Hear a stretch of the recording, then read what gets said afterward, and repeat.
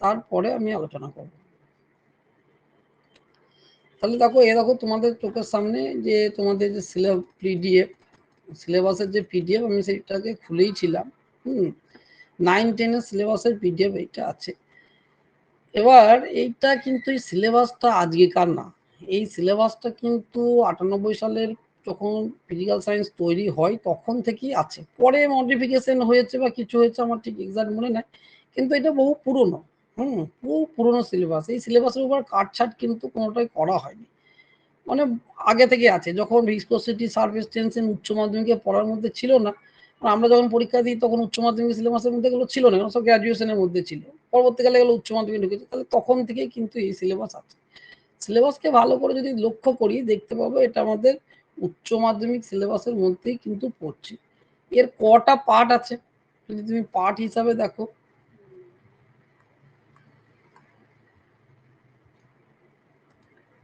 এর কটা পার্ট আছে। একটা হচ্ছে ধরো এই mechanics general properties of matter, এটা একটা পার্ট। এটা কিন্তু অনেক বড় পার্ট, এটা কিন্তু অনেকটাই বড় পার্ট, এটা একটা পার্ট।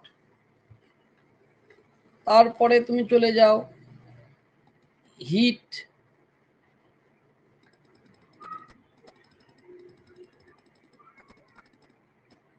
হিট একটা কিন্তু ছোট অংশ। লাইট একটা, লাইট কিন্তু নেওয়া ছোট না, এর মধ্যে কিন্তু তোমার ফিজিক্যাল অপটিক্স এবং জিওমেট্রিক্যাল দুটো আছে। সাউন্ডটা একটু ছোট part. Magnetism, electrostatic, current, electricity অনেক বড় পার্ট। মডার্ন ফিজিক্স, তাহলে 1 2 3 4 5 6টা অংশ, তার মধ্যে 3টে খুবই বড় অংশ, বাদ বাকি 3টে তুমি বলতে পারো একটু আধটু ছোট অংশ। তাহলে তুমি যদি একদম 6 দিয়ে ভাগ করো তাহলে 5টা করে কোশ্চেন হিসাব মতন হচ্ছে, কিন্তু তা হবে না। এই হিট টিটগুলো থেকে 3-4টে বেশি কোশ্চেন আসবে না। এবার দিতে পারে এমন, এটা কোনো সাংবিধানিক নিয়ম না যে এখান থেকে কম হবে এখান থেকে বেশি হবে, কিন্তু এটা যদি সমানুপাতিক হিসাবে দেখি, প্রফেশনাল হিসাবে দেখি, কিন্তু এটা বড় জায়গায় এখান থেকে কোশ্চেন একটু সংখ্যা হলেও বেশি থাকবে। তাহলে এখান থেকে 5-6টা কোশ্চেন কিন্তু এই মেকানিক্স আর জেনারেল প্রপার্টিজ থেকে মিনিমাম থাকার কথা, মিনিমাম থাকার কথা, তবে বেশিও দিতে পারে। তাহলে প্রথমেই যেটা আছে ভেক্টর আছে প্রথমেই, কিন্তু এই সিলেবাসে দেখবে কিন্তু ডাইমেনশন বলে কিছু লেখা নাই। হ্যাঁ, ডাইমেনশন বলে সিলেবাসে কিছু লেখা নাই, কিন্তু আমরা প্রথমেই যখন পড়াশোনা করেছি তখন আমরা কিন্তু ডাইমেনশন পড়েছি। সিলেবাসে ডাইমেনশন লেখা না থাকলেও ডাইমেনশন কিন্তু বর্তমান দিনে খুবই ইম্পর্টেন্ট একটা চ্যাপ্টার। সেটা সিলেবাসে কোনো জায়গায় খুঁজে না পেলেও, কেন বললাম, প্রথমেই বললাম যেহেতু এটা অনেক দিন আগেকার সিলেবাস, তখন কিন্তু এই উচ্চ মাধ্যমিকের মধ্যে ডাইমেনশন কিন্তু ঢুকেই ছিল না। গ্র্যাজুয়েশনে আমরা প্রথম প্রত্যেকে কিন্তু ডাইমেনশনটা পড়ি, সেই জন্য হয়তো সিলেবাসে ডাইমেনশন ছিল না। পরবর্তীকালে ডাইমেনশন কিন্তু সমস্ত উচ্চ মাধ্যমিকে ঢুকে গিয়েছে, মাধ্যমিকে ডাইমেনশন চলে এসছে। এই ডাইমেনশন অ্যানালাইসিস কিন্তু খুবই ইম্পর্টেন্ট জায়গা। তাহলে একটা ভেক্টর আর একটা ডাইমেনশন, এখান থেকে কোশ্চেন কিন্তু আসবে। ভেক্টর থেকে দুটোও আসতে পারে, কিন্তু মিনিমাম তুমি ধরো ডাইমেনশন ভেক্টর থেকে একটা একটা করে কোশ্চেন কিন্তু আসার চান্স প্রচন্ড বেশি। সেক্ষেত্রে ডাইমেনশনকে যদি তুমি দেখো তাহলে কিছু নর্মাল জিনিসের ডাইমেনশন আমরা জানি। এবার একদম চাপ, বল এগুলো তো দেবে না। তাহলে সেক্ষেত্রে বিগত সালের কোশ্চেন আমরা দেখেছি কোএফিসিয়েন্ট অফ ভিসকোসিটির ডাইমেনশন ডাইরেক্ট দিয়েছে 9-10 লেভেলে। তাহলে এই কোএফিসিয়েন্ট অফ ভিসকোসিটির ডাইমেনশন দিতে পারে, কিন্তু তোমরা বেশি জোর দেবে আমার যেটুকু মনে হয় সেটা হচ্ছে প্ল্যাঙ্ক কনস্ট্যান্ট দিয়ে। প্ল্যাঙ্ক কনস্ট্যান্ট সংক্রান্ত যেখানে যেখানে ডাইমেনশন যত রকম কোশ্চেন আছে সব থেকে বেশি জোর দেবে প্ল্যাঙ্ক কনস্ট্যান্ট। মানে ডাইরেক্ট ডাইমেনশন থেকে যদি কোনো কোশ্চেন দিতে বলে সব থেকে বেশি জোর দেবে প্ল্যাঙ্ক কনস্ট্যান্ট। তারপরে দেবে ভান্ডার ওয়ালসের ইকুয়েশনের যে সমীকরণ আছে, ইকুয়েশন যেটা আছে সেইখান থেকে জোর দেবে, এইখান থেকে জোর দেবে এই এ আর বি এর ডাইমেনশন। এগুলো কিন্তু ঘুরিয়ে পেঁচিয়ে আমাদের রাজ্যে বেশি পরিমাণ দেবে। তাহলে প্ল্যাঙ্কস দিলে আর হচ্ছে এ দিলে 9-10 কোশ্চেন খুব একটা কঠিন হয় না, এখান থেকে দিতে পারে। দ্বিতীয় নাম্বার হচ্ছে, সেটা হচ্ছে এর পরে তোমরা যেখানে জোর দেবে সেটা হচ্ছে ডাইমেনশন, যেগুলো current, electric field, magnetic field যেগুলো আছে, যেগুলো আমাদের সোজাসুজি ডাইমেনশন বার করতে গিয়ে একটু জটিল। Magnetic field, electric field, magnetic flux, এই সব জায়গাগুলোতে একটু জোর দেবে, মানে কারেন্ট ইলেকট্রিসিটির যে ব্যাপার স্যাপারগুলো আছে সেক্ষেত্রে জোর দেবে।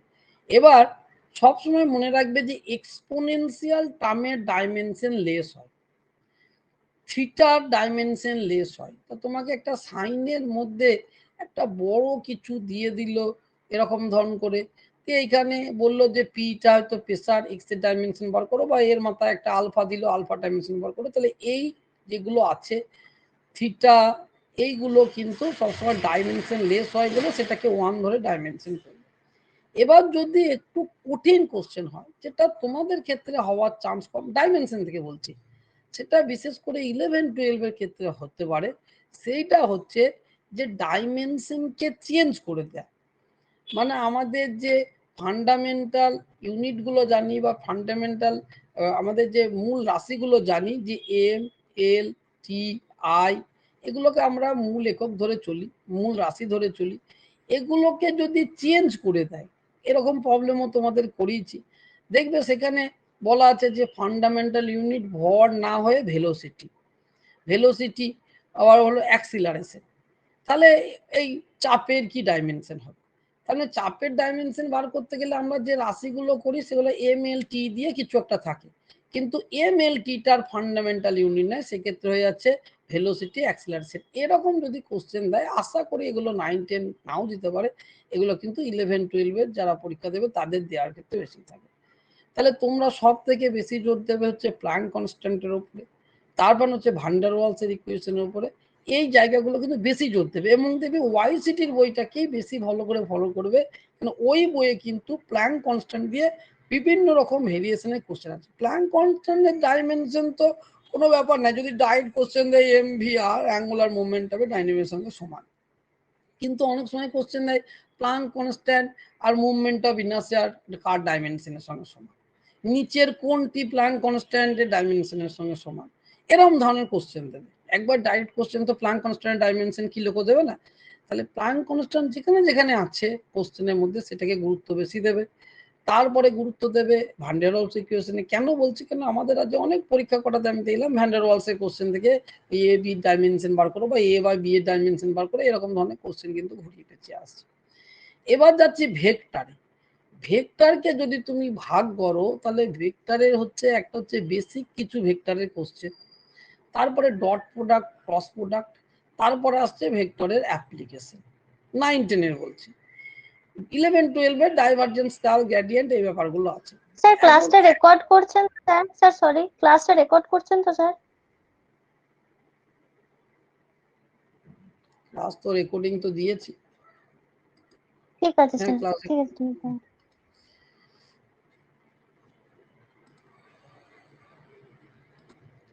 তাহলে কিন্তু এক্ষেত্রে তোমাদের যেটুকু আমি দেখেছি 9-10 লেভেলের এই দুই জায়গা থেকে কোশ্চেন বেশি কিন্তু আসে। একটা হচ্ছে অ্যাপ্লিকেশন। অ্যাপ্লিকেশন মানে কি? অ্যাপ্লিকেশন মানে হচ্ছে কৃতকার্য বার করো, টর্ক বার করো, দুটো ভেক্টর দিয়ে দিয়েছে, এক্ষেত্রে এই জায়গাটা থেকে বেশি কোশ্চেন আসার চান্স এই অ্যাপ্লিকেশন থেকে। তাহলে তোমাদের কাজ হবে শুধু যে কৃতকার্য মানে বল আর সরণের স্কেলার প্রোডাক্ট, এইটা মনে রাখা। টর্ক মানে হচ্ছে আর ক্রস এফ করবো, সেইটা আমার যেন মনে থাকে যে ক্রস প্রোডাক্ট করবো না ডট প্রোডাক্ট করবো, এইটা যেন লিনিয়ার মুভমেন্টাম অ্যাঙ্গুলার মুভমেন্টামের মধ্যে সম্পর্ক, এইটা যেন মনে থাকে। এবার এইটা বলে দেবে আমার ক্রস আর ডট প্রোডাক্ট করবো। হয় এখান থেকে কোশ্চেন দেওয়ার চান্স বেশি, নাই তো এখানকার যে ট্রিপল প্রোডাক্ট আছে, একটাই ট্রিপল প্রোডাক্ট পড়তে হয়, A dot B cross C, এইটা হচ্ছে ভলিউম অফ দ্য প্যারালোপিভট, মানে একটা আয়তঘনের আয়তন, এবং এটা একটা স্কেলার কোয়ান্টিটি হয়ে যায়। স্কেলার কোয়ান্টিটি হওয়ার জন্য ডিটারমিনেন্ট হয়। এইটা দিতে পারে যে একটা ভলিউম অফ দ্য প্যারালোপিভট বার করতে, অথবা তোমার কোপ্ল্যানারের শর্ত। তাহলে এখানে যে নতুন কিছু জিনিস, কোপ্লেনার তার কন্ডিশন হলো, প্রজেকশন তার কন্ডিশন, এগুলো আমি সবই পড়েছি, ক্লাসের ভিডিওতেও আছে। প্রজেকশন বার করা, কোপ্লেনার বার করা, এই কোপ্লেনারটা দেখি খুবই ইম্পর্টেন্ট, কেন আমি জানি না, আমাদের রাজ্যের ক্ষেত্রে বারবার এই কোপ্লেনার থেকে অঙ্ক দেয়। মানে ডট প্রোডাক্ট ক্রস প্রোডাক্টের ক্ষেত্রে এ ডট বি ক্রসটাকে কিন্তু সব থেকে বেশি পরিমাণ গুরুত্ব কিন্তু ভেক্টরের মধ্যে দিয়েছে, সব থেকে দেয় বেশি ভেক্টরের এ ডট বি ক্রস থেকে। তার মানে যে এখানে বেসিক জায়গা থেকে কিছু কোশ্চেন দেবে না তা নয়, ঠিক আছে। এবার তোমাদের যত রকম কোশ্চেন সোজা থেকে কঠিন, সোজা হলে কিরকম হবে, কঠিন হলে কিরকম হবে, তোমাদের যত কটা মক টেস্ট চলছে তার মধ্যে কিন্তু আমি সব রকম মিলিয়ে মিশিয়ে দিয়েছি। এবার 9-10 কোশ্চেন একদমই স্ট্রেট ফরওয়ার্ড কোশ্চেন গুলো থেকে দেবে। এই তোমাকে বলবে যে একটা ইউনিট দুটো ভেক্টর দিয়ে দিল, দিয়ে বললো এই ভেক্টর দুটোর উপরে লম্ব একটা ইউনিট ভেক্টর বার করো। যেমন তোমাদের গ্রুপে দেখলাম একটা আলোচনা হচ্ছিল, আমি দেখলাম সেক্ষেত্রে দুটো ভেক্টর বলা আছে, দিয়ে বলা আছে যে তার উপরে লম্ব ভেক্টরটা বার করো। তোমরা সকলেই বার করছিলে, যে নিচে কেন 1/3টা আসছে না সেইটা নিয়ে করছিলে। অ্যাকচুয়ালি ওখানে যে বাংলার কোশ্চেনটা চেপেছে সেই কোশ্চেনটাই ভুল। কোশ্চেনটাতে শুধু বলেছে যে লম্ব ভেক্টরটা বার করো, কিন্তু উত্তর দিয়ে আছে একক লম্ব ভেক্টরটা বার করো। উত্তরের অপশন গুলোতে একক লম্ব ভেক্টর আছে, কিন্তু কোশ্চেনে চেপেছে শুধু লম্ব ভেক্টর বার করো। তাই এরকম জায়গায় কনফিউশন হলে তোমরা কিন্তু বাংলা কোশ্চেনটার সঙ্গে সঙ্গে সঙ্গে সঙ্গে ইংরাজি কোশ্চেনটা কিন্তু তোমাদের দেখবে। তোমাদের যেখানেই বাংলা কোশ্চেন থাকবে তার পাশে ইংলিশে কোশ্চেন থাকবে। এই মাদ্রাসা সার্ভিস কমিশনের কোশ্চেন যদি তুমি ভালো করে দেখো, ভেক্টর থেকে যে কোশ্চেনটা এসেছিল সেই কোশ্চেনটাতেও কিন্তু সেম ওই প্রবলেম এসছে। তুমি যদি বাংলার কোশ্চেনটা ধরে উত্তর করতে যাও তোমার কিন্তু কিছুতেই উত্তর মিলবে না। ঠিক আছে, মেলার কথা নয়, তুমি মিলিয়ে দাও জোর করে, সেটা আলাদা কথা, মানে টেকনিক্যালি ভুল। কিন্তু ইংলিশ ভার্সনটা তুমি দেখো, সেটা কিন্তু ঠিক আছে। ওখানে যে কথাটা বলেছিল দুটো ভেক্টর নর্মাল বলেছে, কিন্তু দুটো ভেক্টর বললে হবে না, সেটা হচ্ছে দুটো ইউনিট ভেক্টর বলতে হবে, তবেই তাদের মানগুলো 1 লিখতে হবে, তার ফলে উত্তরটা ঠিক আসবে। এবং সেটা কিন্তু ইংলিশের কোশ্চেনের যে ভার্সন ছিল সেখানে কিন্তু বলেছে 2 ইউনিট ভেক্টর, কিন্তু বাংলায় যে কোশ্চেন আছে সেখানে বলেছে শুধু দুটো ভেক্টর। তাহলে শুধু দুটো ভেক্টর আর দুটো ইউনিট ভেক্টরের মধ্যে তো আজকাল আকাশ পাতাল পার্থক্য। যদি শুধু ভেক্টর দিয়ে অঙ্ক করতে যাও কোনো উত্তরই আসবে না, কিন্তু যদি ওই দুটোকে ইউনিট ভেক্টর ধরে নাও তাহলে কিন্তু তোমার উত্তরটা চলে আসছে।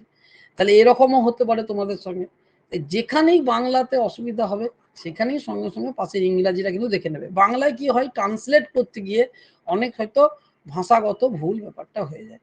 তাহলে ভেক্টরে এই 2-3 জায়গায় জোর দেবে, বেশি সপ্তাহে জোর দেবে ডট প্রোডাক্ট, ক্রস প্রোডাক্ট এবং হচ্ছে অ্যাপ্লিকেশন। 9-10 বেশিরভাগ অ্যাপ্লিকেশন গুলো থেকে ভালো করে একটা ছোট কাগজে কোনটা কৃতকার্য মানে কি করতে হবে এগুলো রাখলেই হবে। এবার পরীক্ষায় তো হুবহু কোশ্চেন হবে না, সেক্ষেত্রে ডট প্রোডাক্ট তোমাকে নিজেই করতে হবে বা ক্রস প্রোডাক্ট তোমাকে নিজেই করতে হবে। তো প্র্যাকটিস তো করেছো, শুধু ফর্মুলা গুলো যেন মনে থাকে। যেমন ধরো তোমাকে যদি দিতে পারে পাওয়ার, পাওয়ার দিতে পারে, তাহলে পাওয়ার মানে হচ্ছে কৃতকার্য বাই সময়। তাহলে এখানে কৃতকার্য ফোর্স এস বাই টি মানে হচ্ছে ভেলোসিটি। তাহলে তোমাকে ফোর্স দিয়ে দিয়েছে আর ভেলোসিটি দিয়েছে, বলেছে পাওয়ার বার করো। তাহলে কি করতে হবে, ফোর্স আর ভেলোসিটি ডট প্রোডাক্ট করতে হবে। এই ছোট ছোট জিনিসগুলো যেন মাথাতে থাকে, হয়ে গেল। তারপরে এইখানে যেগুলো আছে সেটা হচ্ছে মোশন, ইনার্সিয়া মানে Newton law of motion, impulse force, conserve law, linear momentum, elastic pollution, তারপর যে কাইনেটিক ফ্রিকশন, কোফিশিয়েন্ট, এগুলো আছে। ফ্রিকশনটা তো হয়নি বললো, এটাকে আমি দেখছি। এবার এইখানে যেটা করবে তোমার, এই যে সংঘর্ষ যখন হয়, সংঘর্ষর পার্টটাকে প্রথমত হচ্ছে ইকুয়েশন অফ মোশন যেগুলো আছে সেগুলো তোকে গুরুত্ব দেবেই, যেগুলো আমাদের স্ট্যাটিক্স ইকুয়েশন অফ মোশন আছে যেগুলো, সেই সমস্ত প্রবলেমগুলো তো সব করবে। তার মধ্যে প্রজেক্টাইল মোশন নিয়েও করবে। এবার প্রজেক্টাইল মোশনের যে ইকুয়েশনের যে অঙ্ক আছে, মাইক্রোফোনটা একটু অফ করো, কার মাইক্রোফোনটা অন হয়ে আছে। সেক্ষেত্রে ইকুয়েশন অফ মোশনের যে কোশ্চেন আছে, ইকুয়েশন অফ মোশন, সেইটা হয়তো 9-10 না দিতে পারে, কিন্তু 11-12 দেওয়ার চান্স আছে। 9-10 কি করবে, বিশাল জটিল জটিল অংশ যাবে না। তোমাদের 3 রকম আমি বলছিলাম যখন পড়িয়েছি, এগুলো ডিটেলসে পড়িয়েছি, যে 3 রকম ইকুয়েশন অফ মোশন হবে। একটা লিনিয়ার হবে, একটা হবে ভার্টিক্যাল মোশন হবে, আর একটা হবে ভূমির সঙ্গে অ্যাঙ্গেল করা, যেটাকে বলা হয় প্রজেক্টাইল। তাহলে 1, 2, 3 রকম মোশন হচ্ছে, 3 রকম মোশন হচ্ছে। এবার ইদানিং কালে ইকুয়েশন অফ মোশন থেকে প্রবলেমটা, যে আমাদের সময় কিন্তু ডাইরেক্ট কোশ্চেন দিত, হ্যাঁ, যে এত ভেলোসিটিতে যাচ্ছে, এনতম জায়গায় কত হচ্ছে না হচ্ছে এগুলো দিত। কিন্তু এখন কিন্তু যেগুলো বেশি, যেহেতু নিউমেরিক্যাল সংখ্যা কম ব্যবহার করা হবে ক্যালকুলেটরের জন্য, তাই জন্য এখনকার কোশ্চেনগুলোর একটু প্যাটার্ন হয়ে গেছে। তোমাকে একটা এক্স টি এর সঙ্গে ফাংশন যুক্ত কোনো কোশ্চেন দেবে, একদম জেনারেলাইজ আলফা বেগে যাচ্ছে, তার মধ্যে বিটা টাইমের পর কত হবে, মানে যাতে নিউমেরিক সংখ্যা কাটাকাটি করতে কম হয়, সেই জন্য এরকম ধরনের প্রবলেমগুলো ইদানিংকালে বেশি দিচ্ছে। এবার এই ভার্টিক্যাল আর তোমার এই লিনিয়ার দুটোই তো কোনো অসুবিধা নাই। প্রবলেম তোমাদের একটু হবে সেটা হচ্ছে প্রজেক্টাইল মোশনের ক্ষেত্রে। কিন্তু প্রজেক্টাইল মোশনে যদি কোশ্চেন দেয় কিন্তু খুব একটা কঠিন কোশ্চেন কিন্তু দেবে না, সেটা একটু আধটু সোজা কোশ্চেনই থাকবে। হ্যাঁ, একদম সোজা কোশ্চেন তো বলতে হবে না, কিন্তু যেগুলো নর্মাল হাইটের কোশ্চেন সব থেকে গুরুত্ব দেবা রেঞ্জ, সব থেকে গুরুত্ব দেবা রেঞ্জ। রেঞ্জ মানে সে এই দিক দিয়ে কতটা দূরে যাবে গিয়ে পড়বে, এই যে রেঞ্জে সব থেকে বেশি গুরুত্ব দেবে। ম্যাক্সিমাম হাইট উঠতে কত টাইম লাগে, এগুলো ছোট্ট ছোট্ট করে যেখানে তুমি নোটে পড়ো, বইয়ে পড়ো, খাতায় পড়ো, সেখানে ছোট্ট ছোট্ট হাইলাইটার দিয়ে হোক, পেন দিয়ে এই কোশ্চেন শুধুমাত্র ফর্মুলাগুলো লিখে রাখবে।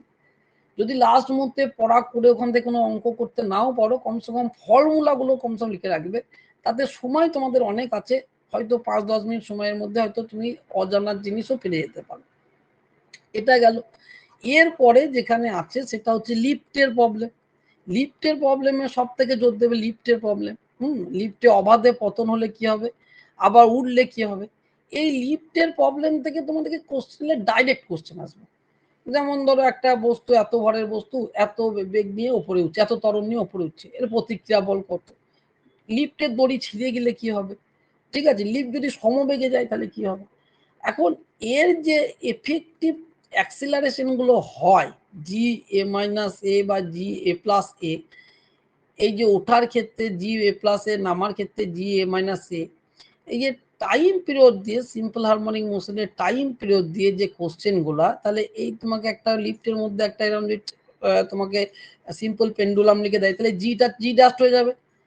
এই প্রবলেম গুলো 11-12 এর দিকে দেবে, এই এত জটিল প্রবলেম তোমাদের কিন্তু দেওয়ার চান্স কম। তাহলে তোমরা শুধু লিফটের ফর্মুলা গুলোকে ভালো করে দেখে রেখে উঠলে কি হবে, নামলে কি হবে, প্রতিক্রিয়া বলগুলো সেইটা কি হবে, লিফটের দড়ি ছিঁড়ে গেলে কি হবে, লিফট সমবেগে গতিশীল হলে কি হবে, এগুলো দেবে। এগুলো কিন্তু দেয় লিফট কোশ্চেন, বিগত সালও দিয়েছে। আর তারপরে তোমাদের যেটা হচ্ছে যে লিনিয়ার মোমেন্টাম কনজারভেশন ল, এইখান থেকে কিন্তু 9-10 কোশ্চেন আসার চান্স প্রবল বেশি থাকে। যে পার্টিকেল এম ভি সমান হচ্ছে এম ভি বা m1 u1 plus m2 u2 সমান m1 v1 plus m2 v2, যে একটা বস্তু এলো, সেটা দুটো আলাদা বেগে আলাদা ভরে ভেঙে আলাদা বেগে চলে গেল, তাহলে এর এই অংশটার বেগ কত, এই অংশটার কত।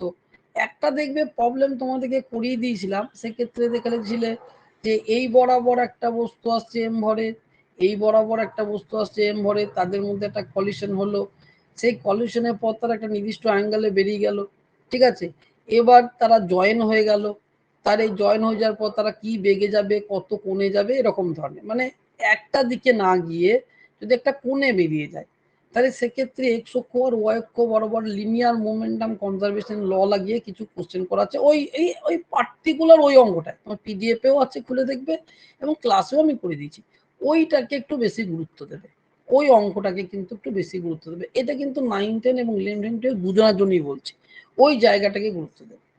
সংঘর্ষ, সংঘর্ষ থেকে কোশ্চেন এলে সংঘর্ষ গুণাঙ্কের মান তোমার ইলাস্টিক কলিশন হলে কি রকম হবে, পারফেক্টলি ইলাস্টিক হলে কি হবে, ইনএলাস্টিক হলে কি হবে, এই মানটা কত কত কি হয় সেটা কিন্তু সব থেকে গুরুত্ব দেবে।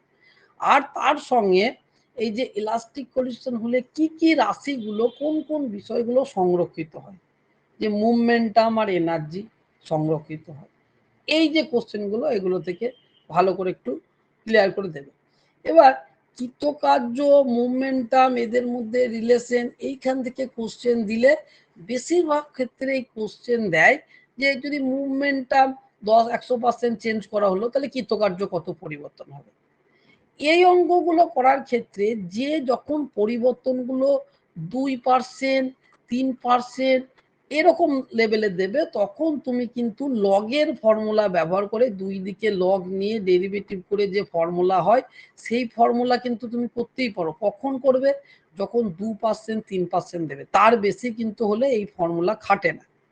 তখন কিন্তু তোমাকে জেনারেল নিয়মেই করতে হবে যে পি 100% বেড়েছে মানে পি ছিল প্লাস আর একটা পি হয়েছে, বা 200% হলে 2p হয়েছে, মানে জেনারেল করলে হবে। কিন্তু যে সমস্ত জায়গাতে 2% 3% পরিবর্তন দেখাবে সেক্ষেত্রে এরর যে কারেকশন করার যে ফর্মুলা, মানে যে দুটো রাশি বলা থাকবে সেই দুটো রাশি দুই দিকেই তুমি লগ নেবে।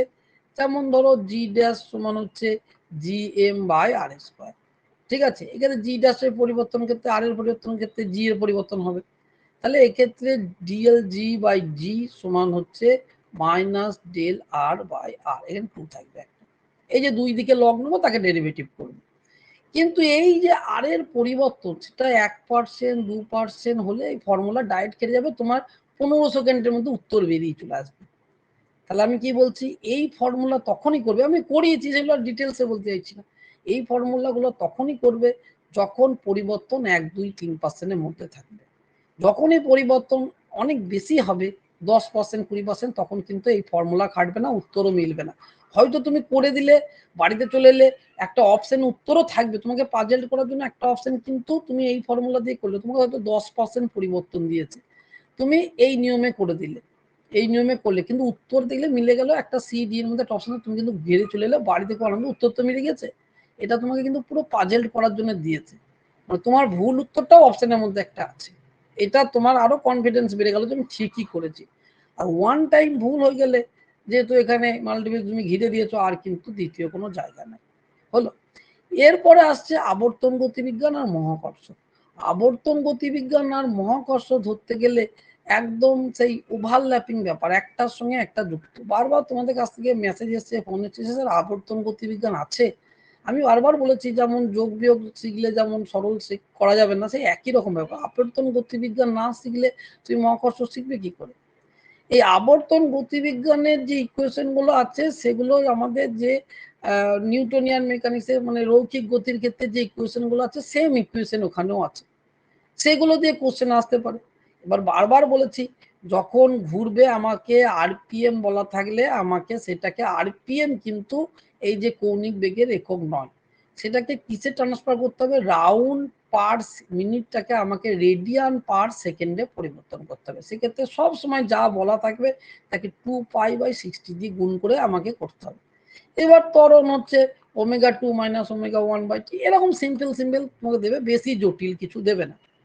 এইখানে যেখানে সব থেকে গুরুত্ব দেবে, যেটা মহাকর্ষ আর আবর্তন গতিবিজ্ঞানের দুটো জায়গাকেই এক জায়গায় ম্যাচ করছে, এবং আমার মন রাখছে সব থেকে ওখান থেকে কোশ্চেন পাওয়ার চান্স তোমাদের অনেকটাই প্রবাবিলিটি বেশি। সেটা হচ্ছে, একটা হচ্ছে আবর্তনজনিত কারণে জি এর মানের যে পরিবর্তন হয়, আবর্তনজনিত কারণে জি ড্যাশ সমান হচ্ছে জি মাইনাস ওমেগা স্কোয়ার আর কস স্কোয়ার থিটা। এই যে ফর্মুলা তুমি পড়েছো, এক্ষেত্রে ভর দিয়ে গুণ করে দিলে তোমার হয়ে যাচ্ছে, তুমি ওজনটা পেয়ে যাবে। তাহলে ওজনই বলুক আর হচ্ছে তোমার এই বলুক, জি ড্যাশের জি এর পরিবর্তন তিনটে কারণে হয়, একটা উচ্চতা, একটা গভীরতা, আর একটা হচ্ছে আবর্তনজনিত কারণে। তাহলে উচ্চতা জনিত কারণে বা গভীরতার জন্য কোশ্চেন দিতেই পারে, অসুবিধা কিছু নয়। এবার জি ড্যাশ সমান জি 1-2h/r বা 1-h/r গভীরতা যখন করেছি তখন কিন্তু অ্যাপ্রক্সিমেশন করেছিলাম যে এইচ এর মানটা কিন্তু আর এর থেকে অনেক ছোট, সেই জন্য কিন্তু এইটা এসেছিল। তো যখনই আর এর সমান বলবে, আর এর ডবল বলবে, তখন কিন্তু এই অ্যাপ্রক্সিমেশন লাগানো যাবে না।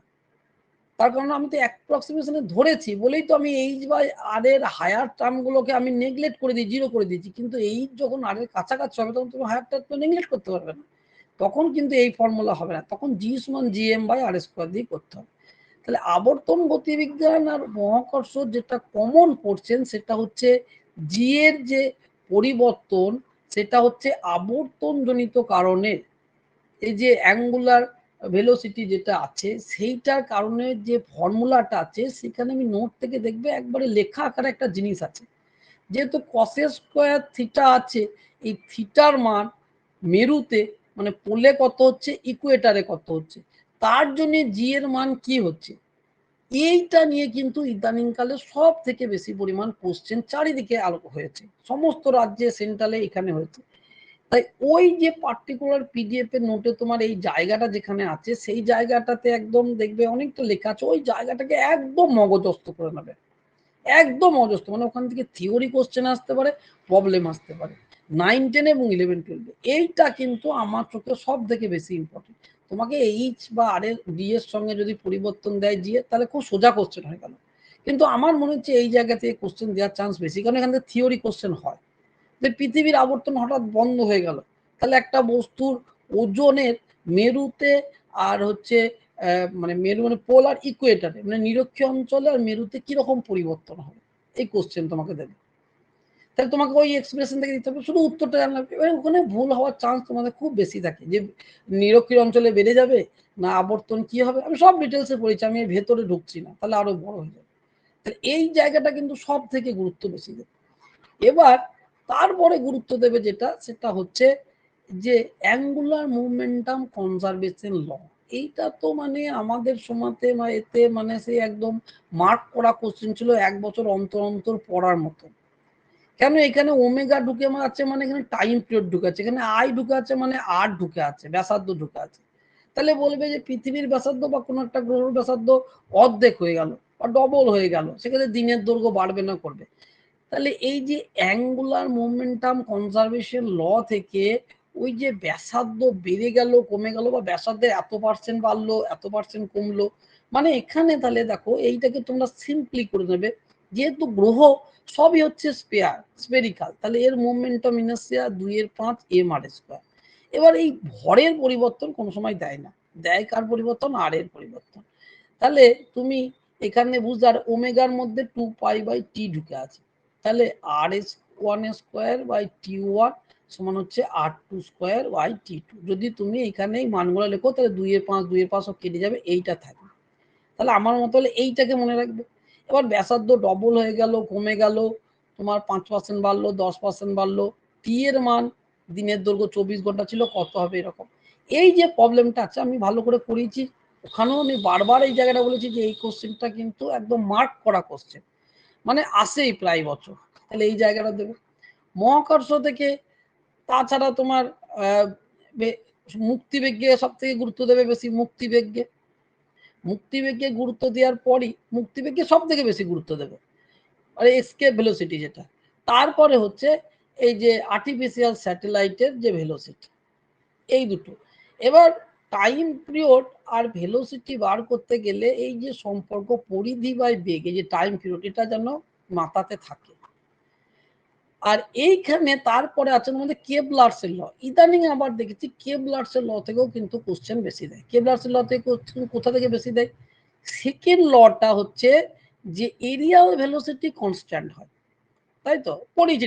ওই এরিয়াল ভেলোসিটি কনস্ট্যান্ট বোঝাতে গেলে আমাকে একটা ধরতে হয় যে অ্যাঙ্গুলার মুভমেন্টামটা কনজার্ভ হয় আন্ডার এ সেন্ট্রাল ফোর্স। তাহলে এই সেকেন্ড লটা কনসিকুয়েন্সি হচ্ছে যে অ্যাঙ্গুলার মোমেন্টাম কনজার্ভ। এই দুটো থেকে এইটা কোশ্চেনটা কিন্তু বারবার থিওরি কোশ্চেন হিসাবে আসে। সেকেন্ড লর ক্ষেত্রে যে areal velocity constant, areal velocity মানে হচ্ছে যখন দুটো সূর্য আর গ্রহের মধ্যে এই যে রেখা সে ইকুয়াল টাইমে ইকুয়াল ডিস্টেন্স দূরত্ব অতিক্রম করবে, মানে এই যে এরিয়া কভার করছে আর টি, তাহলে dA/dt মানে এরিয়াল ভেলোসিটি, এটা হবে কনস্ট্যান্ট এই সূত্র অনুযায়ী। এটা প্রমাণ করতে গিয়ে আমাকে যে প্রপার্টিটা লাগাতে হয় যে under a central force angular momentum conserve, এই কথাটা কিন্তু মাথায় থাকে। তোমার যখনই সেকেন্ড লয়ের কোশ্চেন আসবে, তার যদি বুঝতে না পারো কোশ্চেন, তার অপশনের মধ্যে কোথাও যদি একটা অ্যাঙ্গুলার মুভমেন্টাম কথাটা থাকে, সেইটা সবুজ টিক মেরে দিয়ে চলে আসবে। বা যদি কোশ্চেন ঘুরিয়ে পেঁচিয়ে দেয় বুঝতে পারছো না তুমি, তাহলে সেটা করবে। আর একটা হচ্ছে তৃতীয় যে সূত্র, যে টাইম পিরিয়ড আর দূরত্ব।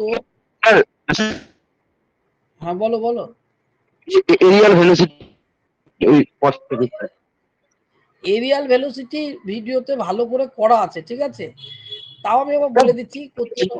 আমি তো জানি, ওটা ওটা ওটা বলছি না, মানে ওর পরের টুকুটা কি বলুন, কি বলেন ইম্পর্টেন্টটা ওটাই।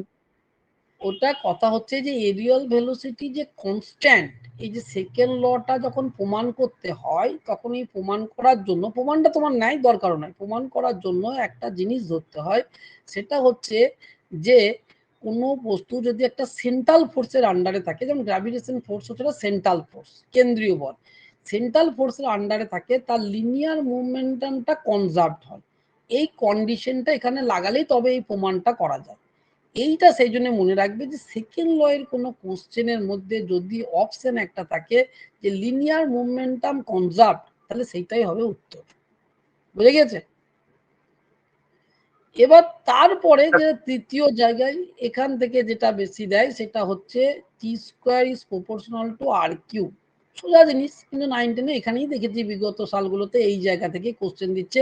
তোমাদের মক টেস্টেও প্রচুরবার দিয়েছে এইটা, যে কোনো একটা গ্রহ ঘুরছে সূর্যকে কেন্দ্র করে, তার যে টাইম পিরিয়ডের স্কোয়ার সেটা হচ্ছে সূর্য আর গ্রহটা যে দূরত্ব তার হচ্ছে কিউবের সঙ্গে সমান। যদিও এটা সেমি মেজর অ্যাক্সিসের সঙ্গে সমান হয়, কিন্তু ইলিপ্টিক্যাল পথটা এভারেজ ডিস্টেন্স হিসাবে সেমি মেজর আর সেমি মাইনর যে অ্যাক্সিস হয় তার যে দূরত্ব গড় হিসাবে, তখন এটাকে আর হিসাবে ধরা, তাহলে এইটা সব থেকে বেশি গুরুত্ব দেয়। এরপরে তোমাদের আছে এলাস্টিসিটি। এলাস্টিসিটি থেকে একদম স্ট্রেট ফরওয়ার্ড কোশ্চেন আসে। যত বেশি কোশ্চেন এসেছে পয়সন ইকুয়েশন থেকে, পয়সন যে রেশিও সেইখান থেকে এসছে। সব থেকে বেশি কোশ্চেন এসছে পয়সন রেশিও। পয়সন রেশিওর মান কত, এর থিওরিটিক্যাল মান কত, আবার প্র্যাকটিক্যাল মান কত, ঠিক আছে। তারপরে হচ্ছে তোমার হচ্ছে যে রিলেশনগুলো আছে, এই রিলেশনগুলো এই যে রিলেশনগুলো, এক্ষেত্রে তোমাকে একটা করে বলে দেবে 1 - 2 সিগমা, এটা বলে দেবে। এইখান থেকেই রেশিওটা আদৌ আসে। আমরা যখন প্রথম পরীক্ষা দিই এই মানটা বার করো বলে লিখেছিল, তখন লিখতে হতো। আর একটা জিনিস শর্ট করে মনে রাখবে, এবার এই যে ইলাস্টিসিটির বারবার যেগুলো টর্সনাল অসিলেশন বা বেন্ডিং বিম, এগুলো কিন্তু 11, 12 এর আছে, ওদিকে পড়েছে। ওই টর্সনাল অসিলেশন কথাটা যেখানে আছে, বেন্ডিং বিম যেখানে আছে, সেটা 9, 10 যারা দেবে তাদের পড়া দরকার নেই। শুধুমাত্র পয়সন্স রেশিও, এই যে রিলেশন, এগুলো দেখলেই হবে। এখান থেকে একদম সোজা কোশ্চেন দেয়। আর একটা জিনিস সংক্ষেপে মনে রাখবে, যে কোনো লিকুইড বলুক, যার ক্ষেত্রে বলুক, যখন বলবে যে যতই বল প্রয়োগ করা হোক, চাপ প্রয়োগ করা হোক, তার আয়তনের কোনো পরিবর্তন হচ্ছে না, আয়তনের কোনো পরিবর্তন হচ্ছে না। তাহলে আয়তনের পরিবর্তন না হলে, যখনই কোশ্চেনের মধ্যে আয়তনের কোনো পরিবর্তন না হচ্ছে না, কিন্তু উত্তর চেয়েছে তার পয়সন্স অনুপাত কত হবে, তাহলে মনে রাখবে সেক্ষেত্রে মান হবে 1/2 সব সময়।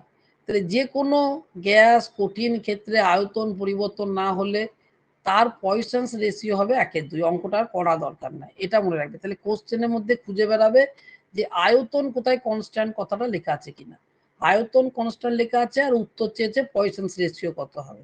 যেমন করি থাক, অনেক কিছু নিউমেরিক্যাল সংখ্যা দিয়েছে, অনেক কিছু বুঝিয়েছে, অনেকটা বড় কোশ্চেন, কিন্তু মেন ঢুকে আছে যে আয়তন কনস্ট্যান্ট আর বার করো পয়সন্স রেশিও কত। তাহলে তুমি ডাইরেক্ট অপশন যেখানে 1/2 আছে সেইটা মেরে দেবে, সেটা আর দেখা দরকার নেই। এবার এই আর্কিমিডিসের সূত্র থেকে শুধুমাত্র বিগত দিনেও এখনো শুধুমাত্র প্রবলেম এসছে, এটাকে আলাদা করে বলা কিছু নাই।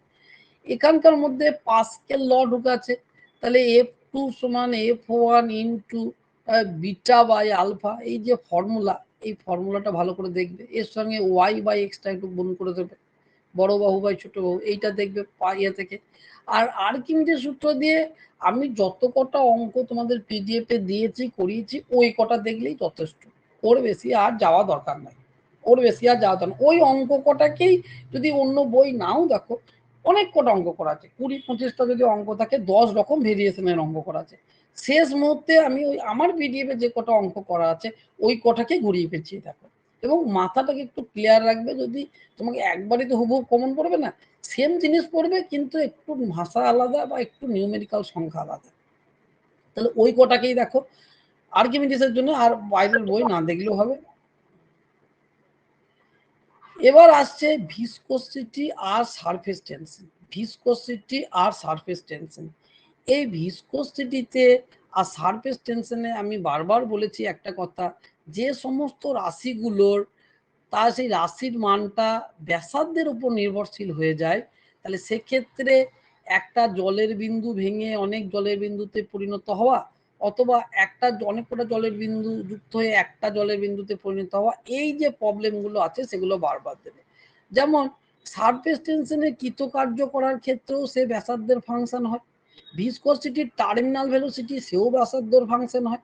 তাহলে এই যে অঙ্কগুলো আছে, একটা জলের বিন্দু ভেঙে দুটো জলের বিন্দুতে পরিণত হলো, বড়টা হচ্ছে টার্মিনাল ভেলোসিটি কিছু একটা বললো, ছোটগুলোর কত, এইটা গুরুত্ব দেবে, ঠিক আছে। পয়সলি ইকুয়েশনটা প্রমাণ করা দরকার নাই, সেই পয়সলি ইকুয়েশন শুধুমাত্র যে মানটা সেই পয়সলি ইকুয়েশন থেকে যে প্রত্যেক মানে ভি এর মানটা আয়তন যেটা হচ্ছে প্রত্যেক মিনিটে বা প্রত্যেক সেকেন্ডে সেই আয়তনের মানটা দেখবে P pi A two the পাওয়ার 4/8 ইটা এল, এই যে এইটা দেখবে, এটা দিয়ে আগের বছরও কোশ্চেন এসছে, ঠিক আছে। সারফেস টেনশনের ক্ষেত্রে অ্যাঙ্গেল অফ কন্টাক্ট আর জুরিন্সের লটাকে সব বেশি দেবে। সারফেস টেনশনে বেশি কিছু পড়া নাই, যদি কোশ্চেন আসে তাহলে একটা আসবে হচ্ছে কৃতকার্য বার করা, তাহলে সারফেস টেনশন মানে হচ্ছে কৃতকার্য বাই চেঞ্জ ইন এরিয়া, তাহলে ডাব্লু সমান হচ্ছে এস ইন্টু ডেল এ, এই চেঞ্জ ইন এরিয়া বার করে সারফেস টেনশন দিয়ে গুণ করলে কৃতকার্য পেয়ে যাবে। এটা একটা প্রবলেম আসতে পারে, এটা একটা টপিক। দ্বিতীয় টপিক হচ্ছে অ্যাঙ্গেল অফ কন্টাক্ট দিয়ে, ওই যে অ্যাঙ্গেল অফ কন্টাক্ট তোমাদেরকে পড়িয়েছিলাম, সেই অ্যাঙ্গেল অফ কন্টাক্ট দিয়ে কখন এইচ এর মান জুরিন্সের সূত্র থেকে এইচ এর মান নিচের দিকে কিনলে কি হবে, অ্যাঙ্গেল অফ কন্টাক্ট 90 ডিগ্রির বেশি হলে কি হবে, কার ক্ষেত্রে জল দিয়ে ভিজিয়ে দেবে, মানে যে নোটটা দিয়েছি সেই নোটের যেখানে বাংলা ভাষাতে একদম ছোট্ট করে ওই অ্যাঙ্গেল অফ কন্টাক্টে যে পড়াটুকু আছে সেইটাকে কিন্তু বেশি গুরুত্ব, ওই পড়া থেকে কিন্তু থিওরি কোশ্চেন আসবে, চান্স কিন্তু খুব বেশি। তাহলে সারফেস টেনশনে বেশি জায়গা নাই, একটা হচ্ছে কৃতকার্য বার করতে দেবে, নয়তো অ্যাঙ্গেল অফ কন্টাক্ট জুরিন্স ল যেখানে আছে ওই জায়গায় আমার পিডিএফ এ যেটুকু পড়া আছে, আমার পিডিএফ মানে উচ্চ মাধ্যমিকের বই থেকে আমি করেছি, সেইটুকু একটুকু গুরুত্ব দেবে, খালি হয়ে যাবে। ভিসকোসিটির ক্ষেত্রে টার্মিনাল ভেলোসিটি আর হচ্ছে পয়সনস ল ইকুয়েশন, আর একটা হচ্ছে যেটা হয়তো তোমাদের হচ্ছে দেওয়া হয়নি, সেটা হচ্ছে একটা কোশ্চেন দেয়, ধরো একটা পাইপ আছে, এই পাইপটা ধরো তার একটা ব্যাসার্ধ আছে, এই পাইপটা আর একটা ছোট পাইপে হয়ে গেল কোনো কারণবশত, তাহলে এখানে ভেলোসিটি ভি, তাহলে এখানে ভেলোসিটি এই পাইপের ব্যাসার্ধ আর, এটা ধরো বড় হাতের আর, এটা হলো বড় হাতের ভি, এটা ছোট হাতের আর, এটা হলো ভি ড্যাশ, তাহলে এইখানকার থেকে এই ভি ড্যাশ আর দিয়ে কোশ্চেন কিন্তু দেবে। তাহলে সেক্ষেত্রে আমাকে কি হয়, এখানে যতটা তরল আছে সেই সেম পরিমাণ তরল কিন্তু এর মধ্যে দিয়ে যাবে, একই পরিমাণ তরল যাবে, তাহলে এখানে তরলের যে আয়তন এখানে তরলের আয়তন একই হবে, তাহলে এখানে তরলের আয়তন কত, ক্ষেত্রফল ইন্টু হচ্ছে উচ্চতা, আর এইখানে হচ্ছে কি ক্ষেত্রফল ইন্টু উচ্চতা একই হবে, উচ্চতা মানে এখান থেকে এইটুকু যাওয়া, এখান থেকে এইটুকু যাওয়া, তাহলে আমি যদি ভি সমান হচ্ছে এইচ বাই টি, এখান থেকে এইটুকু আসবে সেটুকু হচ্ছে ভি, টাইম যদি লাগে টি, তাহলে এইটুকু হচ্ছে এইচ, তাহলে ভেলোসিটি হচ্ছে কি এইচ বাই টি। এখন টি যদি 1 হয়ে যায়, মানে 1 সেকেন্ডে কত তরল যাচ্ছে যদি ধরি, তাহলে ভি আর এইচ একই জিনিস, তাহলে আমি এখানে ভি এর জায়গায় এইচ এর জায়গায় কিন্তু আমি ভি লিখে দিতে পারি, তাহলে এখানেও এইচ এর জায়গায় আমি ভি ড্যাশ লিখে দিতে পারি। তাহলে এই যে রিলেশন, এই রিলেশন দিয়ে কিন্তু তোমাদের ইদানিং কালে কোশ্চেন বেশি দিচ্ছে, হয়তো আমার পিডিএফ এটা নাই, ওয়াইসিটির বইয়ে বা উচ্চ মাধ্যমিক বইয়ে কোশ্চেন দেওয়া আছে। তাহলে এইটাও তুমি পাই আর স্কোয়ার ভি সমান হচ্ছে পাই আর স্কোয়ার ভি ড্যাশ, তাহলে আর স্কোয়ার ভি সমান হচ্ছে আর স্কোয়ার ভি ড্যাশ, তাহলে এই যে রিলেশন, এই রিলেশন থেকে কিন্তু অঙ্ক দেবে, অঙ্ক দেওয়ার চান্স কিন্তু আছে, তবে এইটা চান্স 11-12 বেশি, 19-এও দিলে দিতে পারে, সোজাই জিনিস, কিছু ব্যাপার না। যে একটা তোমাকে বলবে আর ব্যাসার্ধের একটা ভ্যালু দিয়ে দিল যে 10 সেন্টিমিটার ব্যাসার্ধের একটা পাইপের মধ্যে দিয়ে তোমার হয়তো 5 সেমি পার সেকেন্ড বেগে একটা তরল যাচ্ছে, সেইটা আবার বলে গেল ব্যাসার্ধ কমে গেল 5 সেন্টিমিটার হয়ে গেল, বা কত বেগে যাবে, তাহলে ওই ফর্মুলা এ ভি সমান হচ্ছে এ ড্যাশ ভি ড্যাশ, এটা হচ্ছে মেন ফর্মুলা, এটা হচ্ছে ব্যাসার্ধ সার্কুলার হবে পায়ের স্কোয়ার, তাহলে এইটাকে দেখে নেবে একটু, এটা কিন্তু নোটে নাই, সেই জন্য আমি খাতা পেন নিয়ে বসতে বলেছিলাম, এটা কিন্তু আমার মনে হচ্ছে এটা কিন্তু নোটে নাই, এটা উচ্চ মাধ্যমিকের বইয়ে ওয়াইসিটির বইয়ে দুটো জায়গায় এই দিয়ে অঙ্ক করা আছে, একবার শুধু দেখে নেবে, ওয়াইসিটির বইয়ে অবশ্যই আছে, উচ্চ মাধ্যমিক বইও আছে, ওয়াইসিটির বইও আছে, তাহলে এটা দিয়ে করে নেবে। তাহলে এই হয়ে গেল মেকানিক্স, মেকানিক্স থেকে গোটা 5-6টা কোশ্চেন কিন্তু আসে। হিট থার্মোডাইনামিক্স আমি যা পড়িয়েছি তাতে যথেষ্ট বেশি পরিমাণ পড়িয়েছি, এক্ষেত্রে দুটো জিনিস আছে, একটা হচ্ছে হিট, একটা হচ্ছে থার্মোডাইনামিক্স, দুটো জিনিস আছে, এখান থেকে গোটা 3 থেকে 4খানা কোশ্চেন আসার চান্স বেশি, কিন্তু এটার একটা প্লাস পয়েন্ট আছে, এটাই তোমাদের ফিজিক্যাল কেমিস্ট্রি, তাহলে এটাকে কিন্তু আমরা আলাদা নজর দিয়ে আমাকে কিন্তু দেখতে হবে, 19-20 হতে পারে, থার্মোডাইনামিক্স 19-20 হতে পারে। সেক্ষেত্রে হিটের ক্ষেত্রে কি, হিটের ক্ষেত্রে দৈর্ঘ্য পোষণ গুণাঙ্ক আয়তন পোষণ গুণাঙ্ক দিয়ে যে অঙ্কগুলো দিয়েছি, ঠিক আছে, বিশেষ করে RT সমান L0, LT সমান L01 প্লাস আলফা টি দৈর্ঘ্য পোষণ গুণাঙ্কের। হ্যাঁ, তারপরে হচ্ছে আয়তন পোষণ গুণাঙ্ক দিয়ে যে একটা পাইপের পারদের মধ্যে আছে তার সমান উষ্ণতা বাড়লেও তার কিন্তু পারদের ফাঁকা স্থানটা কিন্তু একই থেকে যাচ্ছে, এরকম দিয়ে প্রবলেম আমি করেছি এবং ভিডিওতেও দেখবে সেই কথাগুলোকে বারবার গুরুত্ব দিয়ে করেছি। এগুলো একদম সোজা জিনিস, এই দৈর্ঘ্য পোষণ গুণাঙ্ক, আয়তন পোষণ গুণাঙ্ক, ইকুয়েশন অফ মোশন, এগুলো দিয়ে আসবে বয়েলের সূত্র থেকে। বেশি ইম্পর্টেন্ট হচ্ছে ফার্স্ট ল, থার্মোডিনামিক্সের ফার্স্ট ল, সেক্ষেত্রে কৃতকার্য, তারপরে হচ্ছে ডিগ্রিজ অফ ফ্রিডম, সেক্ষেত্রে হচ্ছে গামা সমান 1+2/m। এই যে কাইনেটিক থিওরি থেকে এই যে আমরা পাই, কাইনেটিক থিওরির পরে এই জায়গায় কিন্তু সব থেকে তোমরা বেশি গুরুত্ব দেবে।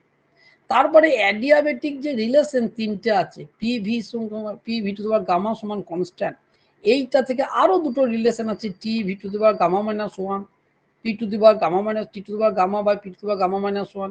তিনটে যে রিলেশন আছে সেই রিলেশনগুলো থেকে গামার মান বার করা, ঠিক আছে, এইটা কিন্তু সব থেকে বেশি কিন্তু ইম্পর্টেন্ট।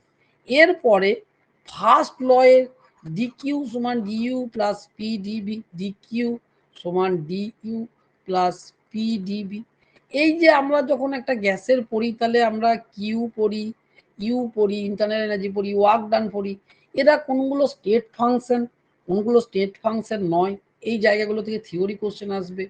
কখন ইন্টারনাল এনার্জি, কখন আইসোথার্মাল প্রসেসের ক্ষেত্রে দেখবে নিচের কোনটি ভুল, তাহলে আইসোথার্মাল প্রসেসের ক্ষেত্রে ইন্টারনাল এনার্জি চেঞ্জটা 0 হয়ে যাবে এগুলো। তারপরে হচ্ছে এন্ট্রপি, এন্ট্রপির ক্ষেত্রে তোমার যে সূত্র তো পড়ানো আছে সেকেন্ড ল থেকে, ঠিক আছে, এন্ট্রপি রিভার্সেবল প্রসেস, ইরিভার্সেবল প্রসেসের ক্ষেত্রে কি হয়, এন্ট্রপি ক্যালকুলেশন করতে দেওয়ার চান্স কিন্তু তোমাদের কম আছে। কিন্তু আমি যেটুকু দেখেছি যেগুলো প্রিভিয়াস ইয়ারের কোশ্চেন তোমাদের ক্ষেত্রেও দেওয়ার চান্স বেশি, সেটা হচ্ছে কার্নোট ইঞ্জিনের এফিসিয়েন্সিটা বার করতে দেওয়ার চান্স বেশি থাকে। এইটা আবার এর সঙ্গে কিন্তু একটু কম্পেয়ার করে নেবে।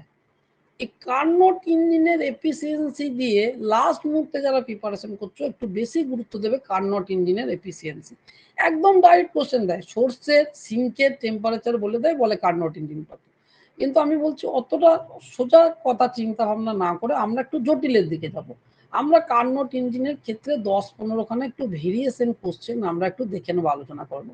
সেটা আমার পিডিএফেও দেওয়া আছে, ওয়াইসিটি বইয়েও তুমি পাবে, আবার এইচএস এর বইয়েও পাবে, এবং ভিডিওতে ক্লাস করাও আছে, সেই ক্লাসগুলো দেখলে এগুলো ডিটেলসে পেয়ে যাবে। আর তো এখন বোঝাতে গেলে তো 5 ঘন্টা টাইম লাগবে। তাহলে এইটাকে একটু শেষ মুহূর্তে যদি এখানে 3টে কোশ্চেন যদি থাকে, আমি মিনিমাম 3টে যদি ধরি, তাহলে জানবে একটা কোশ্চেন কিন্তু এই কার্নোট ইঞ্জিন থেকে আসার চান্স প্রবল। একটা কোশ্চেন এই ফার্স্ট ল এর যে বললাম সিভি, গামা, আইডিয়াব্যাটিক প্রসেস, এগুলো থেকে। আর একটা কোশ্চেন হচ্ছে লিনিয়ার এক্সপেনশন, তোমার সেটা দৈর্ঘ্য পোষণ গুণাঙ্ক থেকে ক্ষেত্র পোষণ, আয়তন পোষণ গুণাঙ্ক, এগুলো থেকে কোশ্চেন আসতে পারে। মিনিমাম তো 3টে আসবে, তার বেশিও আসতে পারে, মিনিমাম কিন্তু 3খানা কোশ্চেন আসবে, যা লেন্থ এখানকার মধ্যে আছে। এরপরে আসছে লাইট।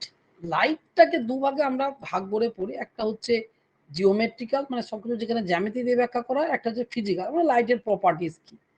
তাহলে ফিজিক্যালের ক্ষেত্রে আছে ইন্টারফারেন্স আর ডিফ্রাকশন, ঠিক আছে, কিন্তু এখানে দেখো কি বলা আছে, শুধুমাত্র ডেফিনেশন অফ ফ্রেসনেস আর ফ্রনহফার ডিফ্রাকশন আর বিটুইন ডিফারেন্স বিটুইন, এইটুকু, তার মানে এর এক্সট্রা কিন্তু কিছুই নাই, এটা আমি পরে আসছি আগে। তাহলে এই জিওমেট্রিক্যাল অপটিক্সের ক্ষেত্রে আমাদের যেখানে দর্পণ মানে কার্ভ সারফেস, যেখানে সেই কার্ভ সারফেসের ক্ষেত্রে আমাদেরকে করতে হবে, হ্যাঁ, কার্ভ সারফেসের ক্ষেত্রে ইকুয়েশন করলে, লেন্সের ক্ষেত্রে ইকুয়েশন করলে, প্রিজমটাকে সব থেকে বেশি গুরুত্ব দেবে, প্রিজমটাকে কিন্তু সব থেকে বেশি গুরুত্ব দেবে প্রিজম থেকে, সব থেকে বেশি গুরুত্ব দেবে প্রিজম থেকে। তারপরে যে লেন্সের যে ত্রুটিগুলো থাকে, তাহলে এই ক্ষেত্রে ডাইরেক্ট কোশ্চেন আসতে পারে দর্পণ থেকে, লেন্স থেকেও ডাইরেক্ট কোশ্চেন আসতে পারে। আর তারপরে যেটা গুরুত্ব দেবে সব থেকে প্রিজম থেকে, ধরো একটা কোশ্চেন আসবে প্রিজম থেকে, তাহলে প্রিজমের যত রকম কোশ্চেন হয় কিন্তু আমি যেগুলো করেছি ওই রকম স্ট্যান্ডার্ডের কোশ্চেনগুলো দেখে নেবে। আর হচ্ছে ক্রিটিক্যাল অ্যাঙ্গেল, ক্রিটিক্যাল অ্যাঙ্গেল, তারপর ভেলোসিটির সঙ্গে সম্পর্ক, এই জায়গাগুলো থেকে এখানেও কিন্তু গোটা 3 কোশ্চেন আসতে পারে। এই গোটা 3 কোশ্চেন যদি আসে, ইন্টারফারেন্স থেকে কিন্তু একটা কোশ্চেন আসবেই, একদম তুমি আমাকে দায়িত্ব নিয়ে লিখে নাও, ইন্টারফারেন্স থেকে কিন্তু একটা আসবে। কেন? ফিজিক্যাল অপটিক্স তোমাদের শুধুমাত্র দুটো আছে, ইন্টারফারেন্স আর ডিফ্রাকশন। আর ডিফ্রাকশনে কি আছে? সংজ্ঞা আর হচ্ছে ডিফারেন্স। তাহলে ডিফ্রাকশনের ক্ষেত্রে সংজ্ঞা আর ফ্রেন্সটেল আর ফ্রনহফারের যে কোনো বইয়ে একবার তুমি ডিফারেন্সটা দেখে নেবে, যে ফ্রেন্সলেস ডিফ্রাকশন আর ফ্রনহফার ডিফ্রাকশনের শুধু পার্থক্যটা যে কোনো বই থেকে একবার দেখে নেবে, আর কিছু দেখার দরকার নেই, আর একটা লাইন পড়া দরকার নেই। তাহলে ওখান থেকে কিন্তু পার্থক্য থেকে কোশ্চেন এবছর মাদ্রাসা সার্ভিস কমিশনে দিয়েছিল, কিন্তু তোমাদের ক্ষেত্রে দিতে পারে, দেখো পার্থক্য থেকে কোশ্চেন দিয়েছে। হ্যাঁ, ইন্টারফারেন্স থেকে কিন্তু কোশ্চেন আসবে। ইন্টারফারেন্সের কোশ্চেন কোন রকম হতে পারে? একটা হচ্ছে ইয়ং ডবল স্লিট, ইয়ং যে এক্সপেরিমেন্ট আছে সেখান থেকে দিতে পারে, আর একটা হচ্ছে ইন্টেন্সিটি থেকে দিতে পারে, আর একটা হচ্ছে নিউটন সিটিং থেকে দিতে পারে। তিনটে কিন্তু পার্ট হয়ে গেল, একটা হচ্ছে ইয়ং এর যে পরীক্ষা আছে সেক্ষেত্রে যে ফিনজুইড গুলো আছে, বিটা যাকে বলি, সেই বিটার মান দিয়ে কোশ্চেন ডাইরেক্ট আসতে পারে। ইন্টেন্সিটি দিয়ে কোশ্চেন আসার চান্স সব থেকে বেশি, কিন্তু বিটা দিয়েও আসতে পারে। এই ক্ষেত্রে আমি কিন্তু কোনো রকম সাজেশনে কথা বলবো না, যেহেতু একটা আসবেই, সে তো তিনটেকেই সব থেকে গুরুত্ব দিয়ে পড়বে, তিনটেকেই। আর হচ্ছে এখানে নিউটন শ্রেণী, তিনটেকেই সমান গুরুত্ব দিয়ে পড়তে হবে, কেন এখান থেকে তুমি কোশ্চেন পাবি, এইগুলো থেকে কোশ্চেন মিস করলে কিন্তু পরীক্ষায় পিছিয়ে যাবে।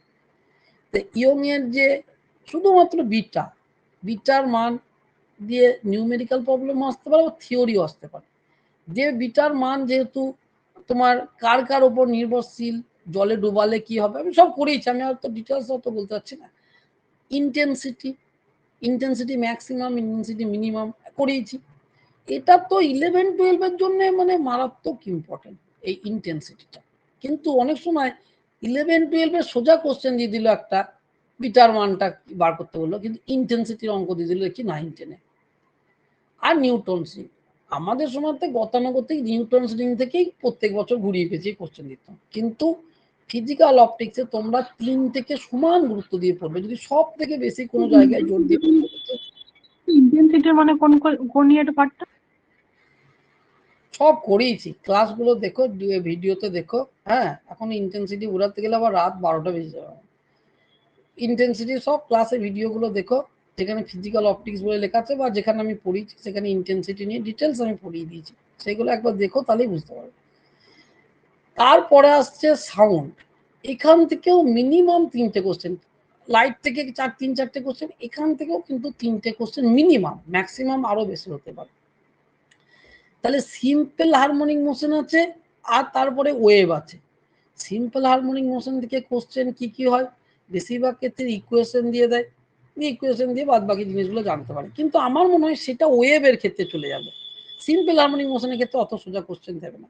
তাহলে সিম্পল হারমোনিক মোশনের ক্ষেত্রে ডিফারেন্সিয়াল ইকুয়েশন অফ মোশন, সেখান থেকে কাইনেটিক এনার্জি, সেখান থেকে পোটেনশিয়াল এনার্জির ইকুয়েশন, ভেলোসিটি কখন ম্যাক্সিমাম হয়, ভেলোসিটি কখন মিনিমাম হয়, এই ব্যাপারগুলো।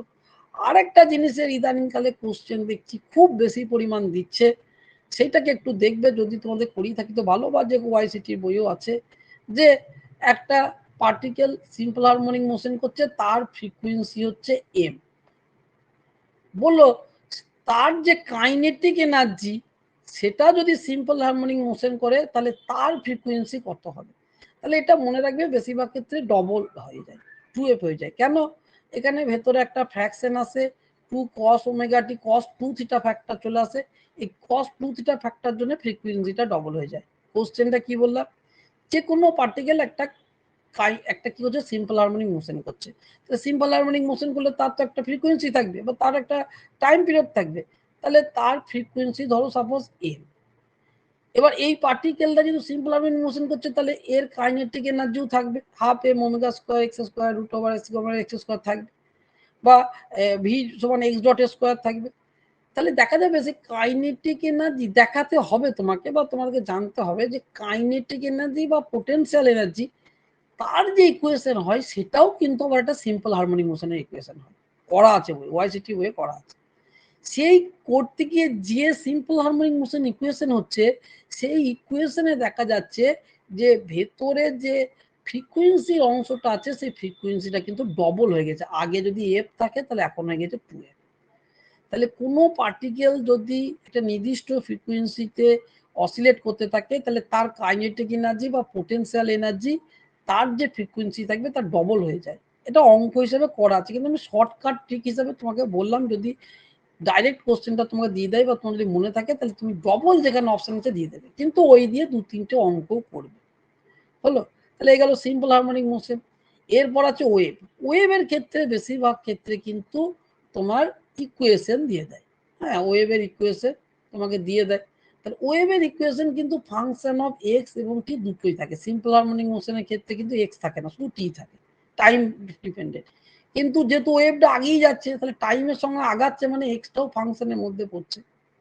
এবার এই ওয়েভের দুটো থাকে, আমাদের হচ্ছে স্টেশনারি ওয়েভ, যেটা ইদানিংকালে সব থেকে বেশি ইম্পর্টেন্ট। এই স্টেশনারি ওয়েভের ইকুয়েশনটা 2a সাইন কে এক্স কস ওমেগা টি বা কস কে এক্স সাইন ওমেগা টি, টি আর কে দুটো থাকবে, এরকম ইকুয়েশন হবে। এই ইকুয়েশন তোমাকে একটা বলে দেওয়া থাকবে, এবার এখানে তো 2a দেবে না, এখানে 0.5 দেবে, এখানে কে এর মান কিছু দেবে, দিয়ে বলে দেবে যে কে বার করো, ওমেগা বার করো বা এ বার করো, অথবা তোমাকে দিতে পারবে এরকম করছে তাহলে তার তরঙ্গ দৈর্ঘ্য কত, এরকম দিতে পারবে। তাহলে স্টেশনারি ওয়েভটাকে কিন্তু সব থেকে বেশি গুরুত্ব দেবে। ওয়েভ পড়ার পরই ওয়েভে শুধু ইকুয়েশন, হ্যাঁ, তারপরে সব থেকে বেশি গুরুত্ব দেবে কিন্তু স্টেশনারি ওয়েভের ক্ষেত্রে। স্টেশনারি ওয়েভের ইকুয়েশন, স্টেশনারি ওয়েভের ইকুয়েশনের পরে হচ্ছে অ্যাপ্লিকেশন, হচ্ছে একটা ওপেন পাইপ আর একটা হচ্ছে close pipe. Open pipe close পাইপের যে প্রবলেমগুলো আছে, এবার বেশি বিশেষ করে 11-12 কোশ্চেন দেওয়ার চান্স কিন্তু আমি বারবার বলছি বেশি হচ্ছে যে এই স্টেশনারি ওয়েভের ইকুয়েশন থেকে, এই ইকুয়েশন কম্পেয়ার করে কোশ্চেন দেওয়ার চান্স বেশি। বা তোমাকে নিচে অনেক কটা ইকুয়েশন দিয়ে দেবে, দিয়ে বলবে স্টেশনারি ওয়েভের ইকুয়েশন নিচের কোনটা। তাহলে সিম্পল হারমোনিক ইকুয়েশন হচ্ছে শুধুমাত্র টাইম ফাংশন, দেখতে কেমন হয় তো জানো, এক্স সাইন এ সাইন ওমেগা টির মতো। ওয়েভের ইকুয়েশন কেমন হয় জানো, এক্স এবং টি দুটোই থাকে, ওমেগা টি মাইনাস কে এক্স থাকে। এখানে ওমেগা টি আর কে এক্স আছে কিন্তু ওই রকম ভাবে নাই, দুটো কিন্তু গুণ আকারে আছে। এই সামনের অংশটাকে অ্যাম্পলিটিউড বলা হয়। X related x function of x এর যে ইকুয়েশন সেটাকে কিন্তু বলা হয় অ্যাম্পলিটিউড। হলো? এবার এর অ্যাপ্লিকেশন কোথা, সেটা হচ্ছে একটা হচ্ছে ক্লোজ পাইপ, একটা হচ্ছে ওপেন পাইপ, এগুলো পড়িয়েছি। ফার্স্ট হারমোনিক, সেকেন্ড হারমোনিক, ঠিক আছে, fundamental frequency, fundamental, first harmonic, second harmonic, third harmonic. তোমরা কিন্তু এই অঙ্কগুলো করার ক্ষেত্রে আমার মনে বলে ভুলকে এড়ানোর জন্য একটু ছবিগুলো যদি এঁকে এঁকে প্রবলেমগুলো করো, যদি হাতে টাইম থাকে।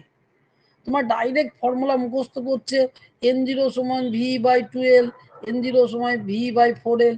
আমি বলছি যদি এরকম থার্ড হারমোনিক কত, ফোর হারমোনিক কত, তাহলে যদি থার্ড হারমোনিকটা একটু এঁকে নাও, 3টে হারমোনিক তৈরি হয়েছে, 3টে লুপ তৈরি হয়েছে, তাহলে কিন্তু আমার মতে বলে যদি সময় থাকে তাহলে কিন্তু তোমার প্রবলেমটা কিন্তু একটু দেরি হবে করতে, কিন্তু আমার মনে বলে একটু এড়িয়ে মানে হবে, মানে এররটা কম হওয়ার চান্স বেশি। এরপর আছে বিট। বিট মানে হচ্ছে কি স্বরকম্প, যখন দুটো খুব কাছাকাছি কিন্তু তাদের মধ্যে ডিফারেন্স কি হচ্ছে কম্পাঙ্কের সামান্য পার্থক্য, এটা হচ্ছে, এইটাকে দিয়ে কিন্তু বিট, এই নাম্বার অফ বিটটা পার সেকেন্ড হয়, এইটা দিয়ে কিন্তু বারবার কোশ্চেন এসছে যে শব্দের ভেলোসিটি, এবং এইটা এই বছরের ক্ষেত্রে আসার চান্সটা প্রচন্ড বেশি। v/λ1 মাইনাস v/λ2 সমান হচ্ছে নাম্বার অফ বিটস এর সমান, যে প্রবলেমটা হয় কমন প্রবলেম, এই 50 বলে দেয় আর 50.1 বলে, দিয়ে বলে ভি এর মানটা বার করা আছে, কম্পাঙ্কের সামান্য পার্থক্য আর বাদ বাকি সব এক। এরকম ওয়েভ যদি সুপার ইম্পোজ করে, আর সাউন্ড বা যে কোনো ওয়েভের সুপার ইম্পোজের ফর্মুলা হচ্ছে তাদের অ্যাম্পলিটিউড গুলো যোগ হয়ে যায়, এটা কিন্তু মনে রাখতে হবে। এই কোশ্চেনটা কিন্তু ইদানিংকালে আসছে যে দুটো ওয়েভের সুপার ইম্পোজ হচ্ছে, নিচের কোন রাশিটি তাদের যোগফল হবে বা সমষ্টি হবে, এরকম ধরনের কিছু ভাষা দেবে। তাহলে মনে রাখবে তাদের কিন্তু ডিসপ্লেসমেন্ট, অ্যাম্পলিটিউড, সরি ভুল বলছি, ডিসপ্লেসমেন্টে যোগ হতে হতে যায়। অ্যাম্পলিটিউড একটা অপশন থাকবে, ফ্রিকোয়েন্সি থাকবে, অ্যাঙ্গুলার টাইম পিরিয়ড থাকবে, সব থাকবে, কিন্তু অ্যাকচুয়ালি হয় ডিসপ্লেসমেন্টের যোগ করে আমরা কিন্তু সূত্রগুলো বার করতে পারি। সাউন্ড থেকে মিনিমাম 3খানা কোশ্চেন তো থাকবেই, মিনিমাম 3খানা কোশ্চেন থাকবে, এবং এই 3-3ই পেতে হবে। তুমি মেকানিক্সে 1000 চেষ্টা করলে হয়তো একটা দুটো ভুল হয়ে যেতেও পারে, কিন্তু এখানে থার্মোডিনামিক্সে এইগুলোতে কিন্তু 3 এ 3 জটা আমি মিনিমামটা ধরছি, যদি না পাও তাহলে কিন্তু খুব মুশকিল হয়ে যাবে। এখানে কোশ্চেন কঠিন করার জায়গা নেই। এরপরে সব থেকে বড় পার্ট, মেকানিক্স থেকেও বড় পার্ট হচ্ছে ম্যাগনেটিজম, ইলেকট্রোস্ট্যাটিক্স আর কারেন্ট ইলেকট্রিসিটি। এটা হচ্ছে সব থেকে বড় পার্ট।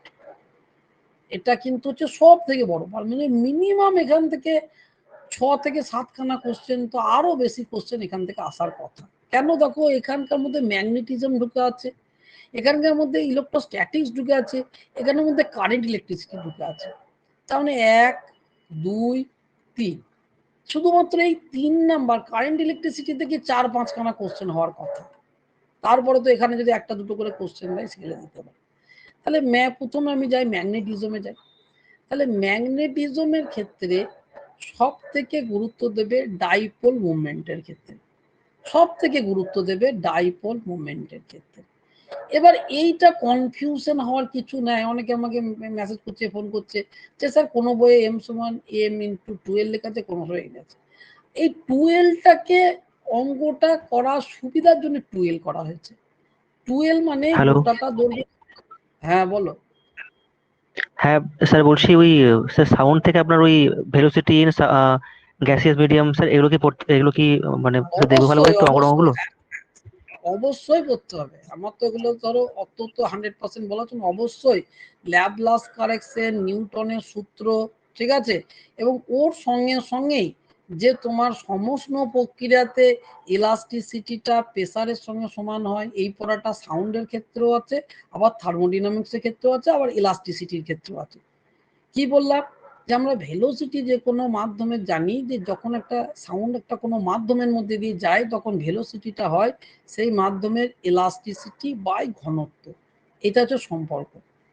নিউটন বললো যখন মাধ্যমের মধ্যে যায় তখন মাধ্যমটা আইসোথার্মাল পদ্ধতি থাকে, তাহলে আইসোথার্মাল প্রসেসে ই হয়ে যায় পি। তাহলে অ্যাকর্ডিং টু নিউটন সাউন্ডের ভেলোসিটি হয়ে গেল p/ρ গ্যাসীয় মাধ্যমের ক্ষেত্রে। কিন্তু পরবর্তীকালে ল্যাপ্লাস সংশোধন করে বললো না, এটা আইসোথার্মালে যায় না, এটা যায় অ্যাডিয়াবেটিকে। এই অ্যাডিয়াবেটিকে ইলাস্টিসিটির মানটা হয়ে যায় গামা পি। এটাও একটা কোশ্চেন যে আইসোথার্মালে ইলাস্টিসিটির মান কার সঙ্গে সমান হয়, অ্যাডিয়াবেটিকে ইলাস্টিসিটির মান কার সঙ্গে সমান হয়। তাহলে একটা হচ্ছে নিউটনস, একটা হচ্ছে ল্যাপ্লাস। নিউটনসের ক্ষেত্রে হচ্ছে p/ρ আর ল্যাপ্লাসের ক্ষেত্রে হচ্ছে গামা p/ρ। অঙ্ক দিলে তোমাদেরকে এইটাই দেবে, কেন এটা কারেকশনে করার পর এটা এসছে, তাহলে এইটাই বেশি অথেন্টিক, এটাই বেশি আপডেট। এবং এর মধ্যে গামা ঢুকে আছে, গামা ঢুকে থাকলেই তোমার গামা সমান 1 + 2/f, এখান থেকে ডিগ্রিজ অফ ফ্রিডম, যে মাধ্যমটা যাচ্ছে সেই অণুগুলো কি ডায়াটমি না টায়োটমি, অনেক কিছু কোশ্চেন তার মধ্যে চলে আসছে। তাহলে অবশ্যই আমি কথা বলতে গেলে কিছু তো বাদ চলে যাচ্ছে, এত বড় সিলেবাস বোঝাতে গিয়ে ওগুলো অবশ্যই এবং খুবই ইম্পর্টেন্ট ওই জায়গাগুলো। হ্যাঁ, এবং সব ভিডিওতে তোমাদের ক্লাসে করা আছে। তবে এবার যেগুলো তোমাদের মনে পড়বে আমাকে এগুলো বলবে, এগুলো বলতে থাকবে, হ্যাঁ, যে কোন জায়গায় আছে। তাহলে ম্যাগনেটের ক্ষেত্রে একদম ম্যাগনেটিক ফিল্ড নয়, ম্যাগনেট। তাহলে ম্যাগনেটের ক্ষেত্রে ওই মেরু কাকে বলে, এই কাকে বলে, কুলম্বের সূত্র, এগুলো তো আসবে না।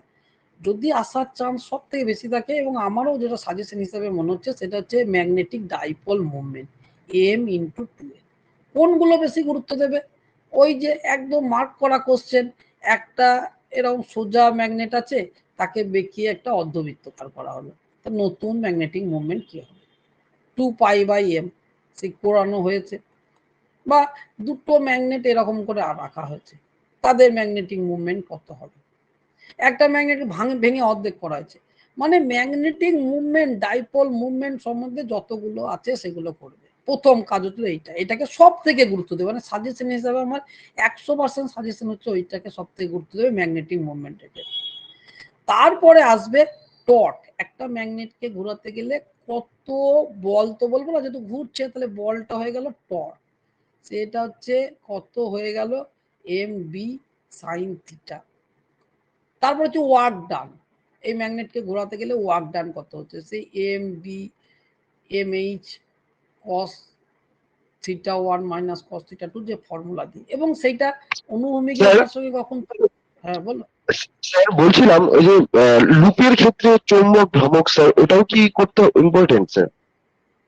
বৃত্তাকার লুপের করতে তো হবে সব কিছু, তো এরকম বলে, তবে দেখে যেও, তোমার চোখে যেগুলো দেখছো বইয়ে একটু করে যদি সময় থাকে একটু দেখে যেও। আমি তোমাকে একদম কম্প্যাক্ট আকারে যে জায়গাগুলো বেশি জোর দেবো বলছি সেগুলো দিচ্ছি, তার মানে আমি ওইটা তো বলতে পারি না যেটা করো না।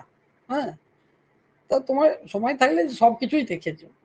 আমি বেশি হচ্ছে অল্প সময়ের মধ্যে পড়া।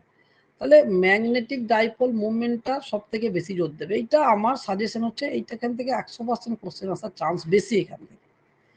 তারপরে দ্বিতীয় হচ্ছে তোমাদের এই ফেরোম্যাগনেটিক ডায়া এবং প্যারা, এবং ওর ক্ষেত্রে 20 যে ল। তাহলে ফেরোম্যাগনেটিকের ক্ষেত্রে যে দেখবে ছকের মতন করে সব বইয়েই থাকে, তাহলে প্রপার্টিস গুলো পরপর পরপর আলোচনা করা থাকে। তাহলে অল্প সময়ে পড়তে গেলে আমার মতো বলে ছকটাকে একটু চোখ বুলিয়ে যাবে। খালি তুমি প্যারা ফেরোম্যাগনেটিক মানে অয়স্চম্বক, তিরস্চম্বক আর পরাচম্বক, ফেরোম্যাগনেটিক, ডায়াম্যাগনেটিক আর হচ্ছে প্যারাম্যাগনেটিক, এইটার ক্ষেত্রে তুমি পেয়ে যাবে। এই যে 20 যে ল সেটা কিন্তু প্যারাম্যাগনেটিকের ক্ষেত্রেই কাজ করে, ঠিক আছে। তাহলে 20 লটা দেখে যাবে, সব থেকে ইম্পর্টেন্ট 20 লটা। ডায়া ফেরো, তাহলে একটা গেল এখানে হচ্ছে ম্যাগনেটিক ডাইপোল মুভমেন্ট, তার বিভিন্ন সিমেট্রিক বডির ক্ষেত্রে বার করা, এবং তারপরে টর্ক কত, ওয়ার্ক ডান কত, তিনটে পড়া গেল।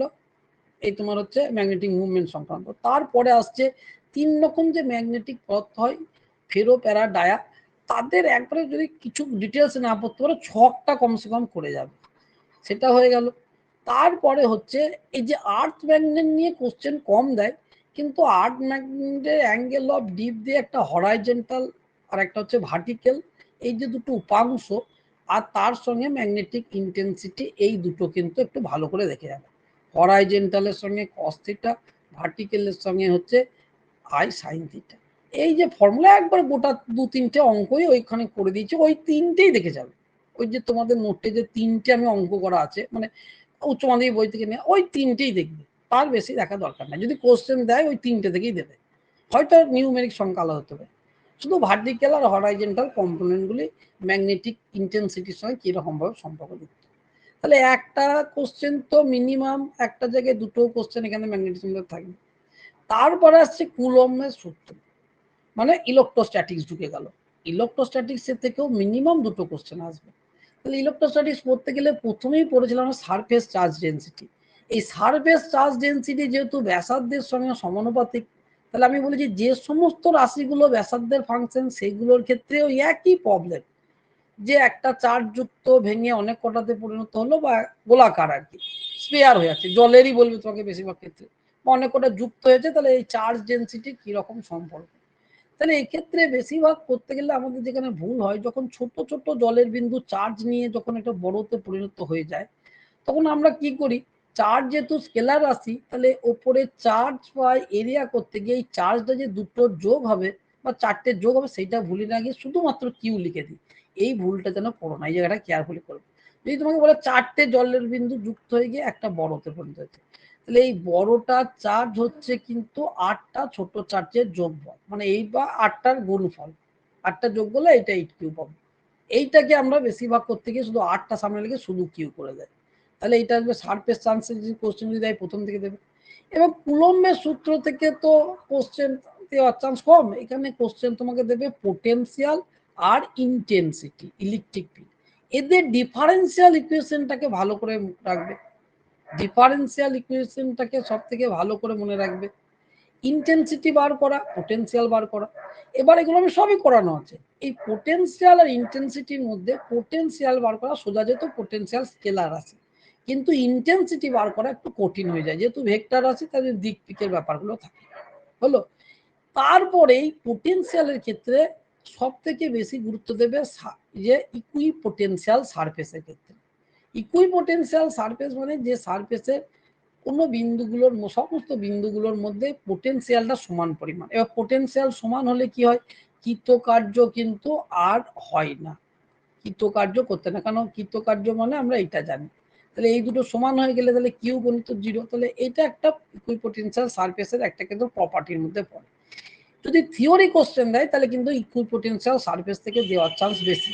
তো ইকুইপোটেনশিয়াল সারফেসের যে প্রপার্টিটা আছে সেই প্রপার্টিটা কিন্তু খুব ভালো করে মনে রাখবে, ইকুইপোটেনশিয়াল সারফেসের প্রপার্টি। তাহলে এখানে তোমাকে কি কি করতে হচ্ছে, ইন্টেন্সিটি বার করা, পোটেনশিয়াল বার করা, হলো।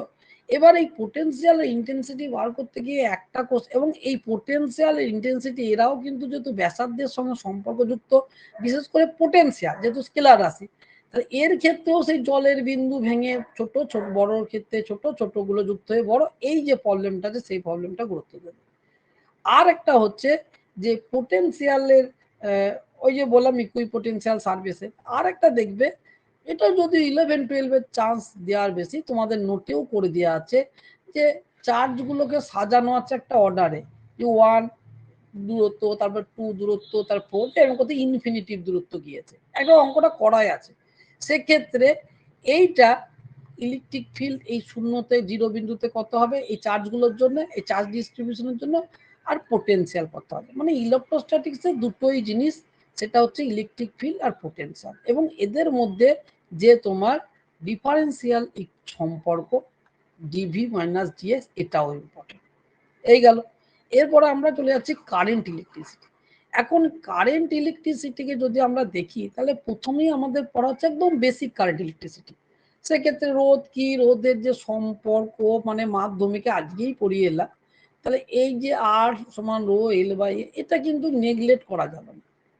কেন করা যাবে না? মাদ্রাসা সার্ভিস কমিশনে এবার কোশ্চেন দিয়েছে, এই যে রোধের যে সম্পর্ক, সেখান থেকে কিন্তু তোমাদেরকে কোশ্চেন আসে, 9-10-এ কিন্তু সোজাই কোশ্চেন হয়, সুতরাং এখান থেকে কোশ্চেন কিন্তু দিতে পারে। আরেকটা বেশি কোশ্চেন দেয়, RT সমান R0 1 প্লাস আলফা টি, এইটা কিন্তু সব সময় 0 ডিগ্রি টেম্পারেচারে রেজিস্ট্যান্স, এটা কিন্তু মাথায় যেন থাকে। তোমাকে বলে দিল 15 ডিগ্রি থেকে 70 ডিগ্রিতে 60 ডিগ্রিতে চলে গিয়েছে, তুমি এখানে 15 ডিগ্রি রেজিস্ট্যান্স, এখানে 60 ডিগ্রি বসালে কিন্তু হবে না, এইটা কিন্তু 0-তে, এইটা কিন্তু মাথাতে যেন কোনো সময় ভুল না হয়। তাহলে 15 ক্ষেত্রে এখানে R15 সমান R0 1 প্লাস আলফা টি, এই আলফা টি এর জায়গায় 15 আলফা, আবার R60 সমান R0 1 প্লাস 60 আলফা করেই কিন্তু করতে হবে, দিয়ে তোমাকে আলফার মান বার করতে বলো বা যা কিছু বলতে বলো। এইটা কিন্তু কোনো সময় এমন নয় যে 15 থেকে 60-এ গিয়েছে বলে তুমি এইখানে 15 লিখবে, এখানে 60 লিখবে, এটা কিন্তু সবসময় 0। এটা দিয়ে কিন্তু অঙ্ক আসার চান্স বেশি, এটা দিয়েও আসতে পারে, এটা দিয়েও আসতে পারে, এটার কিন্তু চান্স বেশি, এই RT সমান R0 1 প্লাস আলফা। এটা একগুলো গেল বেসিক ইলেকট্রন, মানে কারেন্ট ইলেকট্রিসিটি, ঠিক আছে। এরপরে যেখানে আছে আমাদের পাওয়ারের ব্যাপারগুলো আছে, সেই বাড়িতে এত লাইট জ্বলছে, এত লাইট জ্বলছে, কত খরচা হবে, বিওটি কি, সেগুলো কিন্তু যেগুলো এগুলো আগেকার সময় পড়তো, যখন 2 নম্বর কোশ্চেন তো গতানুগতিক আসতো, এখন যে দেবে না তা নয়, কিন্তু এখন ওগুলোকে একটু অ্যাভয়েড করে, যেহেতু গুণ যোগ ভাগ অনেক কিছু করাচ্ছে, ওগুলোকে অ্যাভয়েড করে একটু অন্য জিনিস। বিশেষ করে একটা প্রবলেম তোমাদেরকে করেছিলাম যে 3টে বা 4টে এরকম সিরিজে কোনো রোদ বলুক বা কোনো লাইট বলুক, তারা সিরিজে লাগানো আছে, একটা পাওয়ার তারা খরচা করছে। এবার বলে দিল সিরিজ থেকে তারা যদি প্যারালালে চলে যায় তাহলে কিরকম চার্জ, মানে কিরকম তাদের পাওয়ার করবে। সেক্ষেত্রে দেখিয়েছিলাম যে পি বা এন স্কোয়ার একটা হয়, আর একটা এন স্কোয়ার পি হয়। হ্যাঁ, এটা এটা করিয়েছি, বলেওছি, আমি ডিটেলসে ঢুকছি না, তাহলে অনেক রাত হয়ে যাবে। তাহলে এইটাকে দেখবে ভালো করে। এবার রেজিস্ট্যান্সের ইকুইভ্যালেন্টের যদি দেয় না কোনোদিন, কিন্তু বিভিন্ন রকম রেজিস্ট্যান্স বিভিন্ন কায়দা করে লাগানো আছে, দিতেই পারে। সেগুলো তো তোমরা নিশ্চয়ই অবশ্যই প্র্যাকটিস করেছো, অবশ্যই প্র্যাকটিস করেছো। এবার তারপরে আসছে কারচফস ল। কারচফস ল এর ক্ষেত্রে তোমার, আচ্ছা, ওই যখন আমরা প্রত্যেকে একটু বলা ভুলে গেল, হিট আর থার্মোডাইনামিক কিন্তু রেডিয়েশন পার্টটা কিন্তু তোমাদের লেখা নাই। হ্যাঁ, এবার রেডিয়েশন থেকে কোশ্চেন কিন্তু না দেওয়ারই চান্স বেশি, যেহেতু লেখা নাই, কিন্তু এটা 11-12-এ মারাত্মক ইম্পর্টেন্ট রেডিয়েশন। তোমরা কি করবে, একটু কষ্ট করে রেডিয়েশনের ক্ষেত্রে শুধু নিউটনস ল অফ কুলিং আর ওই প্লাঙ্কস ল থেকে কি করে ওয়াইন্স ডিসপ্লেসমেন্ট ল যাচ্ছে, আর ওয়াইন্স ডিসপ্লেসমেন্ট লটা কি, এইটা দিয়ে গোটা কয়েক কোশ্চেন কিন্তু দেখেছো, ঠিক আছে। আসার চান্স কম, যেহেতু লেখা নাই বইয়ে, কিন্তু দিলেও দিতে পারে, কেন রেডিয়েশনটা তো এমনকি 9-10-এ হবে না, সিলেবাসের মধ্যে নয়, এটা তো বলা যাবে না। সেইটা কিন্তু একটু গুরুত্ব কিন্তু দিয়ে দিই, ওটা বলতে ভুলে গিয়েছি। তাহলে এই গেল। এরপরে এই বছরের ক্ষেত্রে আমার কেন জানি না মনে হচ্ছে যে সিবেক এফেক্টের দিয়ে কিন্তু অঙ্ক তোমাদেরকে দিতে পারে, আগে এগুলো দিতে পারে, হয়তো কিছু বলতে ভুলে গিয়েছি। কারচফস ল থেকে কোশ্চেন থিওরিও আসতে পারে, যে প্রথম সূত্রটা কি করে কনজারভেশন অফ চার্জ, দ্বিতীয়টা ক্ষেত্রে হচ্ছে conservation of energy, direct question থাকতে পারে। অথবা তোমাকে এই যে কারচফস ল এর ক্ষেত্রে এরকম করে যে কি বলে এগুলোকে, ঘনকের ক্ষেত্রে কারেন্ট ঢুকছে বেরিয়ে যাচ্ছে, ইকুইভ্যালেন্ট রেজিস্ট্যান্স বার করা দিয়ে একটা কমন 2-3টে অঙ্ক হয়। আমি বলেছিলাম কিন্তু বলে ওয়াইসিটির বইয়ে করা আছে অঙ্কগুলো, যদি না থাকে বলবে, আমি তাও আবার দিয়ে দেবো। এটা একটু ভালো করে দেখবে, ঠিক আছে? কিন্তু খুব জটিল জিনিস সেগুলো কিন্তু দেওয়ার চান্স কম। এই যে থার্মো ইলেকট্রিক ব্যাপার যেটা, যেটাকে বলি সিবেক এফেক্ট, পেল্টিয়ার এফেক্ট, এগুলো, এই যে সিবেক যে এফেক্টের ক্ষেত্রে যে আমাদের ইএমএফ হয় এটি প্লাস বিটি স্কোয়ার ইকুয়েশন, এইখান থেকে তোমার হচ্ছে temperature of inverse R neutral temperature, এইটা আমার কেন মনে হচ্ছে না এই বছর দেওয়ার চান্স বেশি। না দিতে পারে বা দিলে যে আমি বলেছি সেটা ব্যাপার নয়, মনে হচ্ছে অনেক বছর এখান থেকে কোশ্চেন কিন্তু দেয়নি। এবার এইখানে একটা জিনিস তোমাদেরকে মানে বলা হয়নি, সেটা হচ্ছে এই থার্মোইলেকট্রিক পাওয়ার, সেটা পি সমান হয় ডিই ডিটি, এটা একটা ব্যাপার। আর একটা ব্যাপার হচ্ছে যে তোমার এই যে পেল্টিয়ার গুণাঙ্ক, তার মান হয় পাই সমান টি ডিই ডিটি, এটা একটু লিখে নিও যেখানে পড়ছো। থার্মোইলেকট্রিক পাওয়ারটা হয় ডিই ডিটি, মানে এটাকে টাইম হিসাবে তুমি টেম্পারেচার সঙ্গে ডেরিভেটিভ করবে, আর এইটা হচ্ছে পেল্টিয়ার গুণাঙ্ক টি ডি ডিটি, এইটা কিন্তু হচ্ছে আমাদেরকে ওই টি যেটা বলা যায় 273 যোগ করতে হবে, অ্যাবসলিউট টেম্পারেচার করে করতে হবে। আর একটা হচ্ছে এই যে থমসন কোএফিসিয়েন্ট গুলো, এইটা সমান হচ্ছে মাইনাস টি ডিটিই বাই ডিটি স্কোয়ার। আমি যদি সময় হয় তোমাদেরকে খুব তাড়াতাড়ি আমি এই দিয়ে একটা দুটো অঙ্ক দিয়ে দেবো। একটা তো করিয়েছি এনার্জি দিয়ে, এই তড়িৎচালক বল দিয়ে, তার সঙ্গে টি প্লাস বিটি দিয়ে অনেক কটাই করিয়েছি, কিন্তু এইটা দিয়ে এই যে থমসন আর হচ্ছে পেল্টিয়ার গুণাঙ্কর মান টি ডিটি আর minus T d square dT, এটা দিয়ে যদি আমি অঙ্ক পারি আমি খুব তাড়াতাড়ি তোমাদের কাল পরশুর মধ্যে দিয়ে দেবো। তাও তোমরা কিন্তু একটু দেখো, ওই নোটেও বাদ চলে গিয়েছে এবং কি হয়ে গেছে ওর মানে জিনিসটাই পড়ানো তোমাদের ক্ষেত্রে হয়নি, সে গেল। এরপরে আসছে ম্যাগনেটিক ফিল্ড আর এসি কারেন্ট, আর দুটো পয়েন্ট বাকি আছে। একটা হচ্ছে বায়োট-সাভার্ট ল, ম্যাগনেটিক ইন্ডাকশন, ফ্যারাডের ল।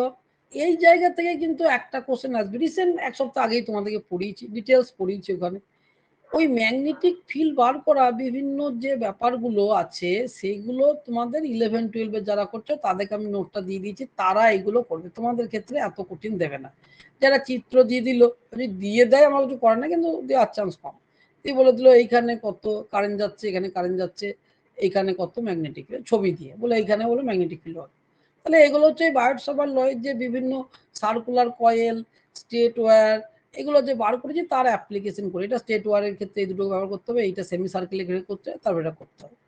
তো এইগুলো কিন্তু 11-12 পড়বেই, খুব গুরুত্ব বেশি, কিন্তু তোমাদের এগুলো আশা করি আসবে না, না দেখলেও তুমি এটাকে অ্যাভয়েড করে যেতে পারো। কিন্তু বায়োট-সাভার্ট লয়ের লটা কি, বায়োট-সাভার্ট লয়ের পর থেকে তোমার সার্কুলার কয়েলের সেন্টারে কত হয়, একটা দূরত্বে কত হয় তার ফর্মুলা, স্টেট ওয়ারের ক্ষেত্রে মানে সোজা যেগুলো আছে, তারপরে সেলফ ইন্ডাকটেন্স, মিউচুয়াল ইন্ডাকটেন্স, ঠিক আছে? তারপরে যে একটা ওয়্যার ঘুরছে তাহলে কত পোটেনশিয়াল হচ্ছে, কত চার্জ হচ্ছে, এগুলো তোমার গ্রুপেও দেখছি আমি আলোচনা করতে দেখেছি, একদম কমন জিনিস, ওইগুলো একটু গুরুত্ব দেবে। এসি সার্কিটে লাস্ট দিন আমি পড়েছি, হ্যাঁ একটা জিনিস যেটা বলতে সবথেকে ভালো দেখে মনে পড়লো, এটা কিন্তু তোমাদের এবছর 100% চান্স হচ্ছে, সেটা হচ্ছে গ্যালভানোমিটার থেকে অ্যামমিটার আর ভোল্টমিটারে পরিণত করা, এটাই আমি বলতে ভুলে যাচ্ছিলাম। এটা কিন্তু 100% চান্স আমার মনে হচ্ছে, এই কোশ্চেনটা কিন্তু আসবেই বলে আমার মনে হচ্ছে, যে গ্যালভানোমিটারকে কিভাবে ভোল্টমিটার আর কিভাবে অ্যামমিটারে পরিবর্তন করতে হয়। আমি গোটা 10 অঙ্ক করে বুঝিয়ে দিয়েছি। অ্যামমিটার পরিবর্তন করতে গেলে একটা শান্ট যোগ করতে হয়, তোমাকে ওই শান্টের মানটা বার করতে হবে সব জায়গায়, কিভাবে পরিবর্তন করা মানে শান্টের মানটা বার করা।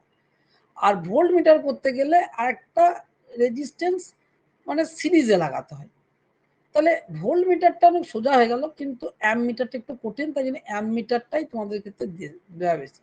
তাহলে সমস্ত কিছু বাদ দিয়ে যারা অল্প সময়ে পড়াশোনা করছো তারা কিন্তু এই জায়গাটা সব থেকে গুরুত্ব দেবে, মানে সব বাদ দিয়ে এই পড়াটা করবে, গ্যালভানোমিটারকে ভোল্টমিটার, অ্যামমিটার। এবার আমার ভিডিওতে ক্লাস করা হচ্ছে, ডিটেলস বুঝিয়েও দিয়েছি, অঙ্কও করে দিয়ে আছে, একবার দেখলেই তোমার এগুলো হয়ে যাবে, গোটা 5-7 অঙ্ক দেখলে হয়ে যাবে, একই অঙ্ক। এটা কিন্তু যেন কেউ বাদ না দেয়, হলো। এরপরে আবার একটা ইম্পর্টেন্ট জায়গা যেটা হচ্ছে সেটা হচ্ছে আবারও আগের দিনই বলেছি, সেটা যে এসি কারেন্টের ক্ষেত্রে দুটো জিনিস, একটা হচ্ছে এসি কারেন্টের থেকে ডাইরেক্ট কোশ্চেন কিছু আসতে পারে, আর না হয়তো আসতে পারে ট্রান্সফরমার থেকে। আবারও বলছি ট্রান্সফরমার থেকে কিন্তু কোশ্চেন আসার চান্স সব থেকে বেশি। এবার এসি কারেন্টে কি হয়, এসি কারেন্টের ক্ষেত্রে এনার্জি মানে কারেন্ট বলো বা ভোল্টেজ বলো একটা ডাইরেক্ট ফর্মুলা হয়। এবার এই ফর্মুলা দিয়ে তোমাকে বলতে পারে যে এই সর্বোচ্চ মান কত, ফ্রিকোয়েন্সি কত, টাইম পিরিয়ড কত, এটা সর্বমোট আরএমএস ভেলোসিটি কত।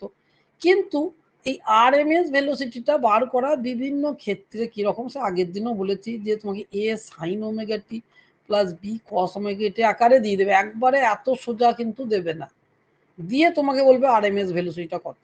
আর এভারেজ ভেলোসিটি তো 2π/v0 এরকম থাকে যেটা আছে, সে ওটা তো সোজাই হয়ে যাচ্ছে, ওটা তো অত দেবে না, ওই 2I0/v পাই, এটা তো সোজা হয়ে যাচ্ছে, এটা তো দিতে পারে। স্যার কিন্তু আমার এভারেজ হ্যাঁ বল এভারেজ ভেলোসিটি কি সব জায়গায় তাই হয় 2π/2I0/π? ওই হ্যাঁ ওই একই যদি সাইন কার্ভের যদি তোমার কারেন্ট হয়, কারেন্ট তো তোমার সাইন হতে পারে, স্কোয়ার হতে পারে, কিন্তু স্কোয়ার গুলো তোমাদের পড়ার মধ্যে নাই, এগুলো উঁচু ক্লাসে আছে, অনার্স ক্লাসে পড়ে। তোমাদের পড়া সিলেবাসে ধরবে সাইন কার্ভ দিয়ে, মানে সাইনের ইকুয়েশন দিয়ে যে ওয়েভের যে কারেন্টের ইকুয়েশন, এইটাই তোমাদের পড়া। তার ক্ষেত্রে কিন্তু এভারেজ ভেলোসিটি ওইটাই হয়, 2I0/π বা 2V0/π, এটাই কিন্তু হয়। কিন্তু তোমাদের কিন্তু এই আরএমএস ভেলোসিটিটা বিভিন্ন ক্ষেত্রে বার করার ক্ষেত্রে কিন্তু দিয়ে দিতে পারে আরএমএস ভেলোসিটি। আরেকটা কোশ্চেন দেয় যে কতক্ষণ পর তার অভিমুখ উল্টে যায়, তাহলে অভিমুখ উল্টে যেতে গেলে আমাকে অর্ধ সাইকেলের পর এরকম করে আসছে, তাহলে এখানে যে হাফ সাইকেল হচ্ছে, এটা একটা ফুল সাইকেল, তাহলে হাফ সাইকেলের পর উল্টে যাচ্ছে। তাহলে তুমি যে কোনো ইকুয়েশন থেকে যদি টাইম পিরিয়ডটা বার করতে পারো, তাহলে T/2 করে দেবে, এই টাইমে এসে আবার তার অভিমুখটা উল্টে যাচ্ছে, এই দিকে যে অভিমুখ আর এইদিকে অভিমুখ আলাদা, তাহলে T/2 টাইমে তার অভিমুখটা চেঞ্জ হচ্ছে, এই কোশ্চেনটা দেয়। কিন্তু সব থেকে বেশি জোর দেবে হচ্ছে আরএমএস ক্ষেত্রে। আরএমএস তোমাদেরকে একদম সিম্পল ইকুয়েশন দেবে না, একটু ঘুরিয়ে পেঁচিয়ে ইকুয়েশন দেবে, দিয়ে বার করবে। তাহলে যে ইকুয়েশন দেখ না কেন সেই ইকুয়েশনটাকে এই ইকুয়েশনে ট্রান্সফার করবা, এই ইকুয়েশনে ট্রান্সফার করার পর সামনে যে রাশিটা থাকবে, সেই রাশিটা যেটাই থাকবে সেইটা হচ্ছে সর্বোচ্চ কারেন্ট বা সর্বোচ্চ ভোল্টেজ, একই ইকুয়েশন, তাকে তুমি √2 দিয়ে ভাগ করলেই তুমি আরএমএস পেয়ে যাবে। কেন আরএমএস সমান আমি জানি I0/√2। I0টা কি, এরকম ধরনের যদি ইকুয়েশন হয় তাহলে সামনে যেটা থাকে সেটাই I0 বলি। তাহলে যে কোনো ইকুয়েশন যেমন করে দেখ না কেন তাকে এরকমের ট্রান্সফার করতে পারছো নাকি দেখবে, সেইটাকে করার পরই যেটা সামনে থাকবে সেটা I0, তাকে √2 দিয়ে ভাগ করলেই তুমি হচ্ছে আরএমএস ভেলোসিটি পেয়ে যাবে। তারপরে আমি কিছু কোশ্চেন দিয়েছি ট্রান্সফরমার দিয়ে। ট্রান্সফরমারটা ইদানিংকালে আমি বলছি এবছরের জন্য সব থেকে বেশি ইম্পর্টেন্ট। ওই ট্রান্সফরমার মানে N1/N2, V1/V2, I2/I1, এইটা দিয়ে কথা। তাহলে এই গেল, লাস্টে থাকছে মডার্ন ফিজিক্স। মডার্ন ফিজিক্সের কি, মডার্ন ফিজিক্সের একদম প্রথম থেকে যদি দেখি তাহলে এক্স রশ্মির ক্ষেত্রে মসলের সূত্র, তারপরে হচ্ছে রাদারফোর্ডের পরমাণুর মডেল, সেখান থেকে কিভাবে রিডবার্গ ধ্রুবক দিয়ে যে ইকুয়েশনটা আসছে সেটাকে কানেক্ট করে হচ্ছে মসলের সূত্র বা মোজেলের সূত্র, আমরা ইংরেজিতে হলো মসলের ল, আর বাংলায় বইগুলো লেখা থাকে মোজেলের সূত্র। তারপরে সব থেকে যদি কোশ্চেন আসার আবারও 100% প্রবাবিলিটি বলে থাকে, সেটা হচ্ছে এই ফটো ইলেকট্রিক এফেক্ট আর কম্পটন এফেক্ট, এই দুটো অংশ থেকে একটা কোশ্চেন কিন্তু আসবেই, এটা চান্স বেশি। কিন্তু ইদানিং সেন্ট্রাল গভর্নমেন্ট বা রাজ্যের বা অন্য রাজ্যের পরীক্ষাগুলো দেখেছি ওই যে মসলের সূত্র দিয়ে এইটার সঙ্গে এই যে সম্পর্ক দিয়ে কিন্তু কোশ্চেন কিন্তু ইদানিং কালে বেশি এই জায়গা থেকে দিচ্ছে। ওই লামার শ্রেণী, লামেন শ্রেণী, পার্সেন শ্রেণী, ব্যাকেট শ্রেণী, ফান্ড শ্রেণী, এইসব শ্রেণীগুলোর ক্ষেত্রে এই যে কনস্ট্যান্ট কত হচ্ছে, এই হচ্ছে এরকম স্কিমিং কনস্ট্যান্ট, এই সমস্ত নিয়ে কোশ্চেন। তারপরে কি রেডিও অ্যাক্টিভিটি, হাফ লাইফ, বেশিরভাগ ক্ষেত্রে হাফ লাইফ, ডিকে বা নর্মাল একটা ইকুয়েশন দিয়ে দিল, দিয়ে বললো কি ওসি বেরোলো এইগুলো। আর কালকেই তো আমি পড়লাম এন টাইপ এস টাইপ, কালকে আগের দিনই পড়েছি। এখানের মধ্যে সব থেকে বেশি গুরুত্ব দেবে জেনার ডায়োডকে গুরুত্ব দেওয়ার পরে চলে যাবে আলফা বিটা দিয়ে ট্রানজিস্টারের যে প্রবলেম কটা আছে। মানে কালকে যে পিডিএফটা তোমাদেরকে দিয়েছি ডায়োড আর ট্রানজিস্টারে, ওই পিডিএফটা যদি ঠিক করে তুমি করতে পারো, হয়তো বলবো স্যার অত বড় পিডিএফ করতে পারলে তো হবে, এটা আবার বড় কথা কি আছে, কিন্তু দেখো একটা কম্পিটিশন পরীক্ষা এখনকার দিনে, এত কম্পিটিশন, তা সেক্ষেত্রে একটা পিডিএফ থেকে একটা কোশ্চেন আসবে মানে সেটাই বড় কথা, একটা বা দুটো, এবার এখান থেকে দুটো কোশ্চেন আসতে পারে। ওই পিডিএফটা ভালো করে একটু করবে, হ্যাঁ ওই পিডিএফটাকে, অন্য যদি বই কিছু নাও পড়ো, কমসে কম আমি যে পিডিএফটা দিয়েছি ওই পিডিএফে গোটা 40 কোশ্চেন দেওয়া আছে, এবং ওটা 11-12 হয়ে যাবে, ওর বাইরেও কোশ্চেন দেবে না। তাহলে যদি অল্প সময়ের জন্য করো তাহলে জেনার ডায়েটটাকে দেবে, ও জেনার ডায়েটের ডায়াগ্রাম দিয়ে কোশ্চেন, ওটা 11-12 দেওয়ার চান্স বেশি, 9-10 ধরো দেওয়ার চান্স কমই, দেবেই না ধরো, দিয়ে দিলে তো কিছু করার নাই, তাও দেখে যাবে, এখন দেখে যাবে বলছি, কিন্তু এই যা অল্প সময়, তাহলে কি করেই বা তুমি দেখে এত কিছু যাবে। তাও যদি যারা প্রথম থেকে পড়ছো, জেনার ডায়োড থেকে কিন্তু কোশ্চেন আসার চান্স প্রবাবিলিটি সব থেকে বেশি। Zener diode as a voltage regulator হিসাবে ব্যবহার করা, এইটা সব থেকে 1 নম্বর কোশ্চেন, একবারে তুমি এর মধ্যে ধরে রাখো, যদি কোশ্চেন দেয় ডায়োড, তাহলে কোশ্চেন জেনার ডায়োড কিসে ব্যবহার করা, উত্তর হচ্ছে ভোল্টেজ রেগুলেটর, এটা। আর ডায়াগ্রাম দিয়ে যদি দেয়, আর কোশ্চেন যদি ট্রানজিস্টর থেকে দেয়, ওই alpha beta I E current, I মানে এমিটার কারেন্ট, বেস কারেন্ট, আর হচ্ছে কালেক্টর কারেন্ট, এদের যে সম্পর্কগুলো, আর আলফা বিটা, এই ট্রানজিস্টরের অঙ্ক জেনার ডায়োডের অঙ্কর তুলনায় অনেক সোজা, অনেক সোজা। তাহলে কিন্তু এইখানে তুমি তোমাদের সোজা কোশ্চেন, এন টাইম, কে মুখ্য বাহক, কে গৌণ বাহক, এগুলো জেনার ডায়োড কি, তারপর জেনার কোন যে জেনার ভোল্টেজে বেশি কাজ করে না। যদি কঠিন কোশ্চেন আসে তাহলে ওই ডায়াগ্রাম দিয়ে দেবে, দিয়ে বলবে জেনার কারেন্টটা কত বার করে। তাহলে আগের দিন আমি বলেছি, যদি নাও ওইসব ডাইরেক্ট মাথায় থাকে, কমসে কম লাস্টে যে দেবো 7 নম্বর, আমার যেটুকু মনে পড়ছে অঙ্কটায় আই জেড বলে একটা তোমার ফর্মুলা করা আছে, ওইটা কমসে কম মনে রেখেছো। যদি কিছু না পারো ওইটা জেনার কারেন্টই বার করতে দেবে 100%। জেনার কারেন্টে এটাই দেয় গতানুগতিক, তোমাকে একটা ডায়াগ্রাম দিয়ে দেবে, ইনপুট ভোল্টেজ আছে, আউটপুট ভোল্টেজ আছে। ডায়াগ্রাম কেমন হয় আগের দিন তো দেখিয়েছি, যে একটা ইনপুট ভোল্টেজ থাকে, একটা ইনপুট ভোল্টেজ থাকে, এখানে একটা রেজিস্ট্যান্স দেওয়া থাকে, এখানে একটা জেনার ডায়োড থাকে, এর জেনার ডায়োড থাকে, ঠিক আছে, এটা ইনপুট ভোল্টেজ, এখানে একটা লোড রেজিস্ট্যান্স দেওয়া থাকে, এরকম করে থাকে।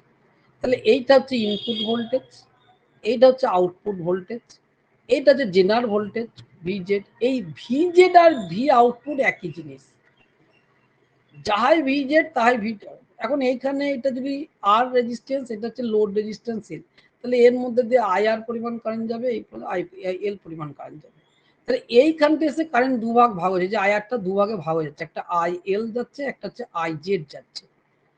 তাহলে ম্যানুফ্যাকচারলি জেনার ডায়োডে যেটা লেখা থাকে পাওয়ার আর ভোল্টেজ, তাহলে পাওয়ার আর ভোল্টেজ থেকে আই পেলাম, তাহলে এখান থেকে তো একটা আই পাবো পি বাই ভি, এই আইটা কিন্তু এই আই এর নয়, এটা হচ্ছে ম্যাক্সিমাম কারেন্ট যত যাবে সেইটা। তাহলে এই আই জেডটা বার করতে দিতে হবে। তাহলে এইখানে ইনপুট ভোল্টেজ থেকে আউটপুট ভোল্টেজ যদি আমি বাদ দিই, তাহলে সেই ভোল্টেজটা হচ্ছে এর এগেনস্টে পোটেনশিয়াল ড্রপ, তাকে যদি আর দিয়ে ভাগ করে দিই তাহলে এই আই আরটা পেয়ে যাব, ঠিক আছে। আবার এই যে ইনপুট ভোল্টেজকে রেজিস্ট্যান্স দিয়ে ভাগ করে আউটপুট রেজিস্ট্যান্স বাদ দিয়ে আমি আইটা পাবো, সেই আই থেকে আই আরটা বাদ দিলে আই জেড পাবো। ওসব দরকার নাই, যদি ডাইরেক্ট যদি অত যদি মাথায় লোড নিতে না পারো, আই জেড এর ডাইরেক্ট যে ফর্মুলাটা করে দেওয়া আছে ওই ফর্মুলাটা কমসে মিনিমাম মনে রেখেছো। কিন্তু আমি বলছি 9-10 হয়তো দেয় না ডায়াগ্রাম দিয়ে, 11-12 কিন্তু দেবে, যারা 11-12 পরীক্ষা দেবে। আর হচ্ছে আলফা বিটা গামা, এই গামা বলছে আলফা বিটার যে রিলেশন, মানে ট্রানজিস্টরের যে দুটো প্যারামিটার, আলফার ভ্যালু কম হয় 0.92 ঠিক আছে, এটাও যে কারেন্ট অ্যাম্পলিফিকেশনে কাজ করে, কিন্তু বিটার মানটা বড় হয়, এটাই হচ্ছে বৃহত্তম তড়িৎ বিবর্ধন, মানে যে বিগ কারেন্ট ম্যাগনিফায়ার, এর মান কিন্তু 100, 200, 500। আর এই ট্রানজিস্টর ডায়োডের কারেন্টগুলো খুব সামান্য পরিমাণ যায় বলে এগুলো সব মিলি অ্যাম্পিয়ার এককে কিন্তু লেখা থাকে। তাহলে এই গেল একটা জিনিস তোমাদের সামনে আমি তুলে ধরলাম। এখন মনে নানা রকম কোশ্চেন তোমাদের